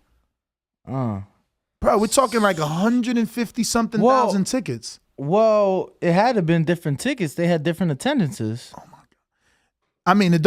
If I buy a 2-day ticket, don't mean I gotta go the next day. You know what I'm saying? Like, all we care about is the purchase ticket. That's insane, though. From the looks of it, different events. You had the option to buy individual or 2-day combo tickets. Wow. So, yeah. Wow. Yeah. We really are losing, bro. Which Supermax was there. That's crazy. Lord have mercy. And I just want to throw out there that Canelo, when he fought Billy... Well, he did 70, so he's balling. Because WrestleMania is a culmination of all their best. Yes. Canelo fought one dude and brought what they bring. But what I wanted to say was that... That's still crazy. What I wanted to say was that Canelo, in that fight, broke and is currently holding the highest attended indoor boxing fight in the United States. So I'm just saying that to say that Canelo did 73,126, and that broke records. So this just broke that record then. That was for boxing. Oh. This is 78,000 people went to go watch. That's a pretty easy way to keep Canelo relevant by making it, only competition with boxers. But this is amazing. I wish we were the WWE. We need their YouTube channel. They should try to strike a deal with them, like to air fights on their YouTube channel, maybe. Like prelims, pay them to air prelims, try and introduce a new audience. This is like, they got almost 100,000 fucking subscribers on YouTube. That's insane. Yo, because let me tell you, I used to think, and this was the wrong way to think. I'm like, the WWE is not gaining new fans. Oh, that's wrong. Their fans, and I'm telling you the way I used to think. In my head, I'm like, yo, those fans are pre-existing fans. I used to be a fan when I was a shorty. And then I realized, like people really, yeah. Well, we realized that, look, you wasn't a co-host a few months ago and we checked and it was 56. You became a co-host and checked and it was 86 or 80-something. It's like, B-Dog. How do you gain that many subscribers in a couple of months? B-Dog, there has been fights with more than the 73,126 people that were at Canelo Billy Joe Saunders, but those were outdoor fights. And... but those are also old fights. Nobody cares about old shit when only the radio was around. Whoa. Jack Dempsey did 100,000 in Chicago, man. That was old. There was not even probably television and shit. People calling this fight on the radio. Of course they came out and they got pictures. There was no pay-per-view. You couldn't see it. If I was in New York, I had to drive to Chicago, fly to Chicago to watch Jack Dempsey fight. I couldn't even read about it. Like, fucking what? There was... whatever. That's old shit. Like I said, old shit. It was easy to do it back then with no TV, no iPhones. You know what I mean? How many people are we losing to the telephone, to the iPad, to the computer? Jack Dempsey didn't even have fucking AOL at the time. Whatever, Mr. Dempsey. Whatever. We got no more Super Chats. I think I read that one. No? Yes? Right? Yes. Maybe? Yes. Well, the end of that one was, will Bud be there? I hope he's there. That would be the icing on the cake for him to be there and they actually, introduce him and like, yo, are we going to get this fight? Yeah, I want that fight. One of the questions, though, the question before that was, will the winner call Bud by name? I hope. I doubt it, but I hope. But I doubt it. Do you remember Canelo Chavez Jr.? Do you remember the fight? Yeah, I remember the fight. Do you remember after the fight, they're like, Golovkin, my friend, you next. And they already had Golovkin there, and he walked to the ring, and they already had like a video. Do you think that it's possible that PBC has a deal with Terrence, as it was rumored, the 2-fight deal, and is just waiting for the victor on Saturday night to announce it? Do you think that is possible, Ness? I hope that the rumors are true. That's good for boxing. It'll make us happy as a a community. And like some of the callers already said, like, get it right.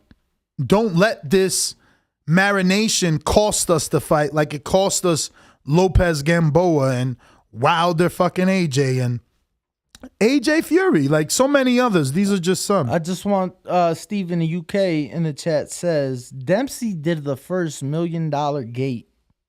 That's huge for the sport, right, champ? I mean, doing $1 million gate obviously not easy. Mm-hmm. In today's, especially back then. In today's market, you have plenty of fighters that don't do $1 million gate. Even more so back then, right? So, very historical Jack Dempsey was, and obviously the fact that he did $1 million gate 101 years ago says a lot, no? Hell yeah, because we got inflation now, so that million must have been like valued at like 5 million back then. Yeah.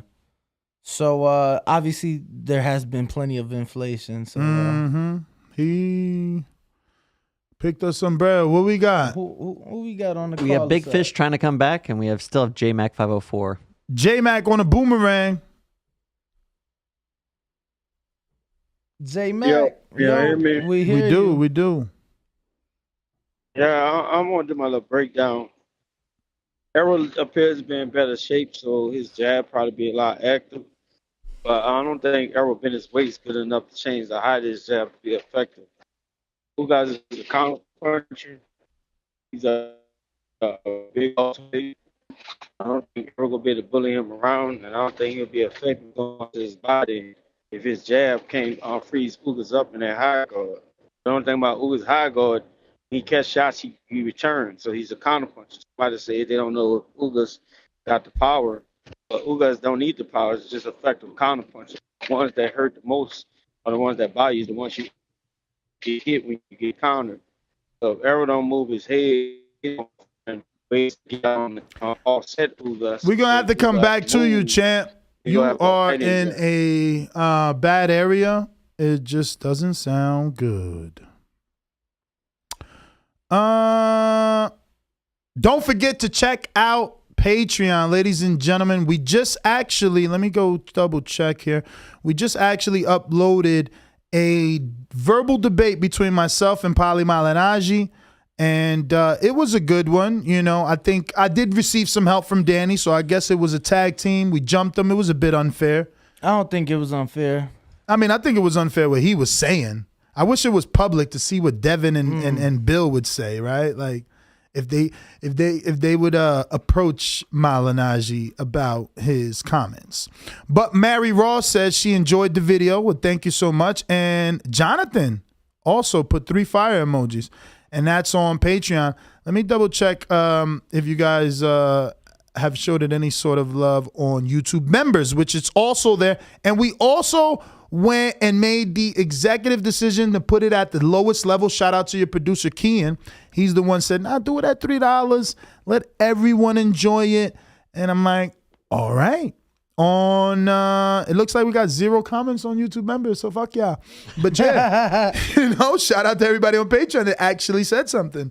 But people did watch it on YouTube members. Again, this is my struggle, right? Like, I want to give you exclusive stuff, but inside, it hurts me to see the video do such poor numbers. Like, I just look at it and I'm like, Lord, if I made that free, everyone would enjoy the debate with me and Paulie. The comments would be crazy. I think we should, like, for those behind the scenes such as that, things that are not time sensitive, we do the early release. For the Patreons and then release it for free? I just don't know that they would feel exclusive for that. Like, yeah, I get it. I am exclusive because I got it first. But I'm going to tell you how it's no different, and I'm going to keep it boxing. Mm-hmm. Guess what you'll be doing this weekend? Saturday. What will you calling be doing? The fights. And what fight will you be calling? Conor Ben, and you'll be calling the pay-per-view. Oh my God, Conor Ben! I forgot about that. In order to call Holy shit, we're gonna be in the studio all day. In order to call the pay-per-view, you have to order it. Yeah. But guess what? The people that don't order it get to do. They get to watch it for free on Showtime a week later. Okay. You get what I'm saying? You're right. So even the big box brands do it, you're saying? Absolutely. And if Showtime pay-per-view is going to make you pay for it and then a week. But what about the dude that just like, fuck it, I'm going to just wait. Next week they'll put it free and never joins your Patreon, never supports.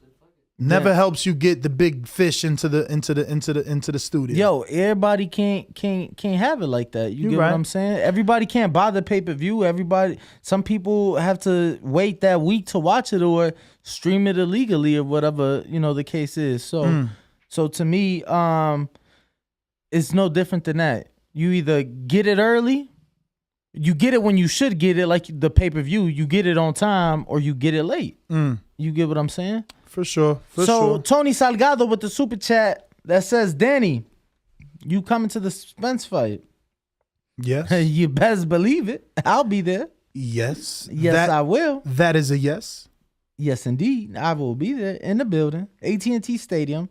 Oh, and I'm rocking a silk.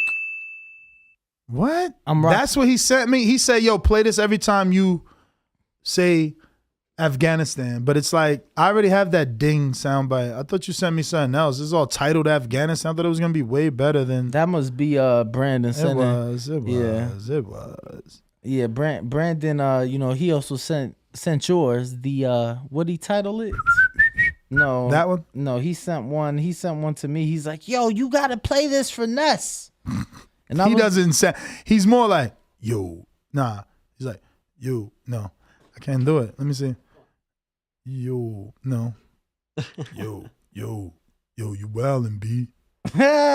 What? That's your Brandon impersonation. Yo, let me find. What you mean you ain't gonna get Bumgardner on? Like, they be going crazy over Bumgardner. I swear. Y'all should have seen. And this is what I'm saying. Was Malik here? Was Malik here when Bumgardner was here? I don't remember off the top of my head. Oh, my God. If y'all could have seen Bumgardner here. That would have been a great behind-the-scenes video. Fire. Because I don't think y'all have ever seen anything like that with her. It was crazy. It was crazy. Shout out to the champ. She probably already in the UK and shit. She left today, yesterday. She may be there already. Yeah, I know she was en route. I know for Tony Salgado said, whatever you need, Danny, let me know. This is my city. Well, he need that fire, I'll tell you that. I do need that. I do, bro. I hit up like 5 people and they was like, oh, I don't know of anybody. And I'm like, what? Yo, and then I was surprised one of the girls is a bottle girl at a club. Hit up Matt, the dude you beat. He might not get you because you beat him, but that's who I be fucking with. Oh, I see. I ain't even. But he's also in Plainview. But I think they both going to the fight, so it's even easier. They could just meet you. I literally was just messaging Supermax last night. Yeah, he can meet you. But he's in a different city. He's in Plainview. The other one's in Lubbock. So they might have different. I got you. Peoples at different prices. I got you. But looking forward to that fight in Dallas this weekend. It should be interesting. But Tony, I will hit me up, bro. Shoot me a message on Instagram. Was the producer sent me a message talking about, yo, talk about Patreon and the hottest girl in boxing. I'm like, is he confusing Crystal with like a woman in boxing? But who's the hottest girl in boxing? Who we wouldn't say? No. We wouldn't. It's not that we wouldn't say who the hottest woman in boxing was. The question was whose wife is the hottest woman? Like, I'm not answering that. You know what I'm saying? Definitely not answering that. Tony Salgado's, ring that fucking alarm, bro. Third super chat in like 30 seconds. Shout out. Gone in 30 seconds? Super chat in 60 seconds? Yeah, 3 super chats in 60 seconds. He said, I got you on that smoke. We got Michael Colbert. And then we got Chuck Supremacy with the super chat saying, Danny, I got you on that fire. Yo, I got Michael Colbert that says, Ness, $250, and he put 2 decimals because I said 250,000. But I was trolling you. I knew it wasn't 250,000. He sent another one just to make sure he put the decimals on all the dots. Like, nah, champ, I'm only giving you 250. But even if he forgot. Even if he forgot the decimal, that would only be 2,500, not 250,000. Right? Or am I tripping? No, I lied about the $250,000. Or 25,000, my bad. It would have been 25,000. It was 250.00. Right, but I'm saying, so even if he would have forgot the decimal, it would, or the period, it would have been 25,000, not $250,000. He didn't even put the dot. He didn't put the zeros. He didn't put. He just put 250. Yeah, so I just said Oh, I thought you saying .00. No, the last time he put .00 dot, so that you know it's not a quarter. I got you for sure. But who else do we have, Trav? We have Stone Bone Boxing. Stone Bone, what up? What up? What up? What up? What up? It's popping. The big fish is back, huh? Yeah, man, the big fish. It's got on vacation. Now I'm liking how we just want to know is Crawford showing up? Hey, I don't know. What you heard, man? I know you heard. I ain't heard nothing. Man. I know you heard because let me double check because I was talking to Bernie the other day. I'm like, yo, Champ, when you gonna come to? He was like, oh, I might be out there. So, but I guess that ain't no time soon either because Earl's fight is in fucking Dallas, so that was wrong. Yeah, because man, I don't know, man. I don't know. Sound like you know. He probably should. I don't know, man. He probably should, man. He might be making it seem like he not in there going to pop up, you know. And I mean, I heard they might be going and forwarding the tickets over there, so it might. Okay, so they're inviting him. That's dope. I mean, hopefully we get the invitation, make it public. Yeah, I mean, it's very secretive. A lot of secret shit going on right now. Hopefully we start getting some public statements. But hey, man, I'm liking how Earl talking, man. He's sounding confident again. He sound serious about it. You know what I mean? Like, I as a member of the Nation of Islam, we respect the epiphany that a man reaches in his life to become a better man. A lot of times in prison and places like that, we influence guys to get out and become millionaires and self-business owners. And a lot of guys that you thought were nobody that had a lot of hardships in life, a lot of mistakes. Majority of I want to say 40% of our active men are convicted felons. And right now, all of us make hundreds of thousands of dollars a year. All of us own businesses. All of us are walking like Malcolm did. You saw Malcolm went to jail and came out and became a god, and that's what we're doing out here. So I respect Earl, and I hope that everything he went through brought him to this epiphany point to, if he knock out Ugas, which is a guy that's sturdy, that guys respect, watching that, it's hard. Nobody can root against Ugas. You know what I mean? Like, you don't come to the party to root against Ugas. You come to wish him well as Errol Spence beat him. Even that's what Errol Spence fans been telling me. It's like he a hard dude to root against. He says the right shit. He talks like a real man, and everything he been through, you respect it. So if Earl can get this done, this only make that fight so much bigger. We need a dominant performance from Earl, and if we get it, I'm expecting him to look good. I don't know if you can dominate Ugas, but I'm expecting him to show some levels. I'm showing some consistency that he didn't show against Danny. So let's see, man. He says it's gonna be an early night. Hey, man, I'll say this. Instead of my 10 blunts, I'm gonna roll 5. So Earl, don't have me have to burn all 10, man. You said it's gonna be an early night. 5 of them should be enough. So, all right, man. Hope we can get it done. I'm looking forward to a good fight. I was sick on the undercard, but how they broke it up now, it's kind of a little different. I mean, it's all right. There's some good fights throughout the whole day. So, boxing fans, we should have a good night of boxing, man. Let me get a screenshot. Yo, Danny, check this out. Look who's there. So on the right is Carolina Esparo Rodriguez. And then on the left is Desiree Jamison, I believe. Right? Let me see. I think you're right. Desiree, yep, Jamison. So, and at the bottom, Alicia Baumgartner.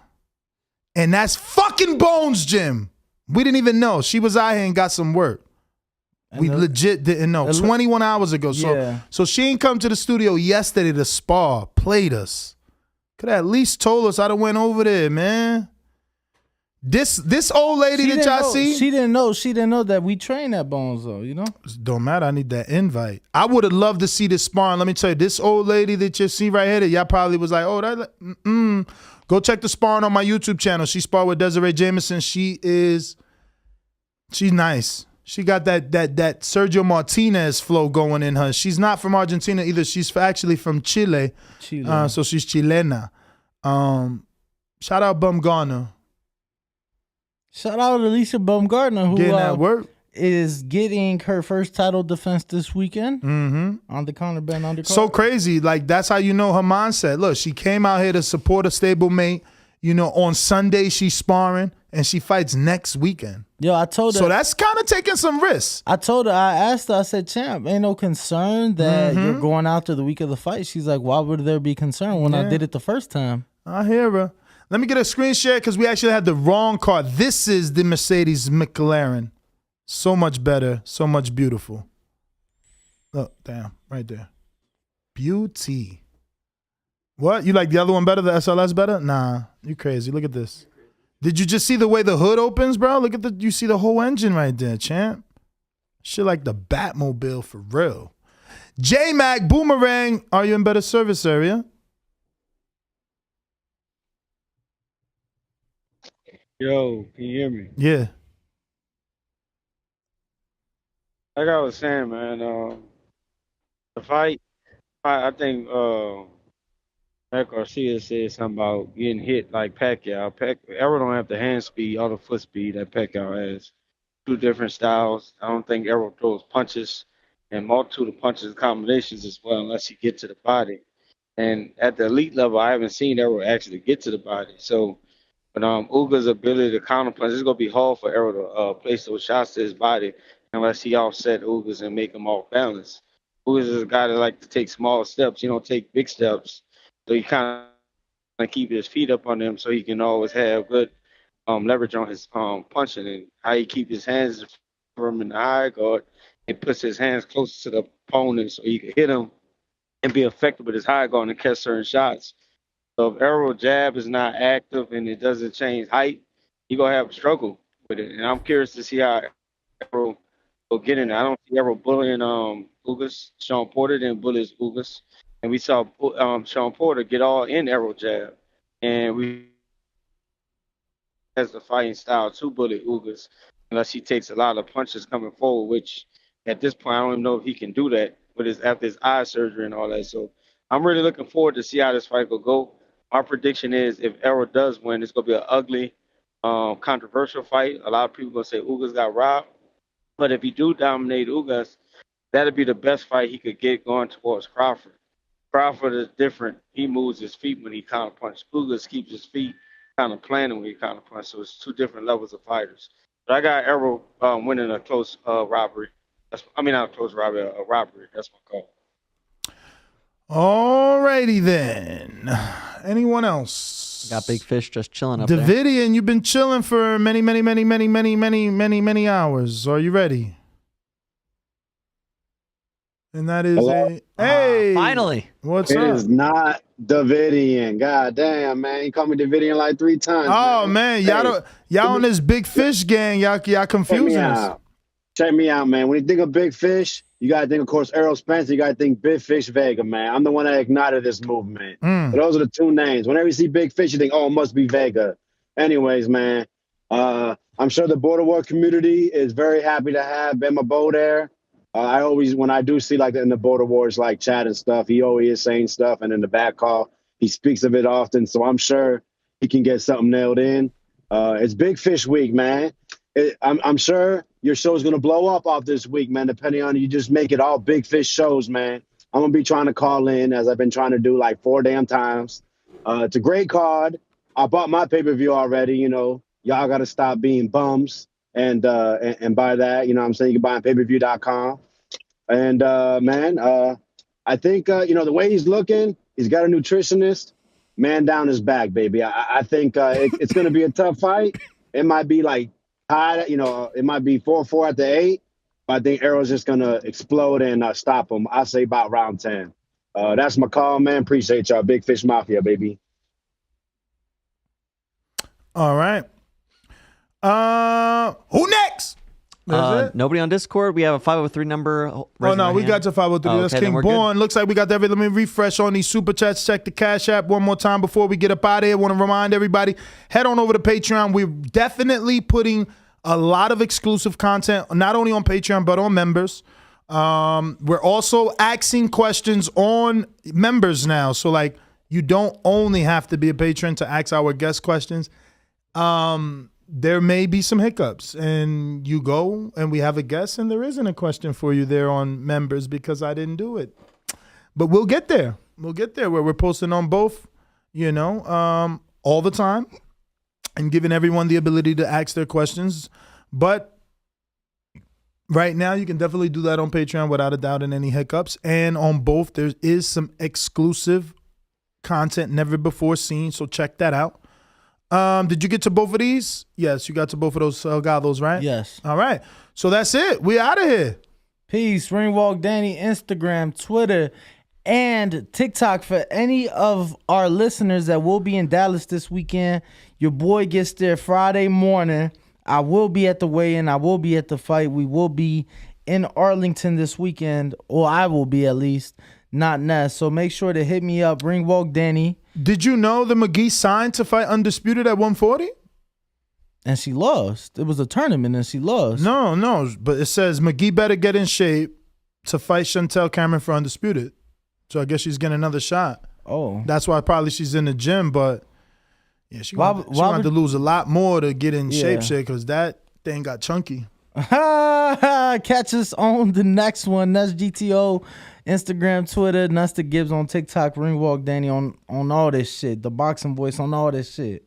Peace. We out. Peace.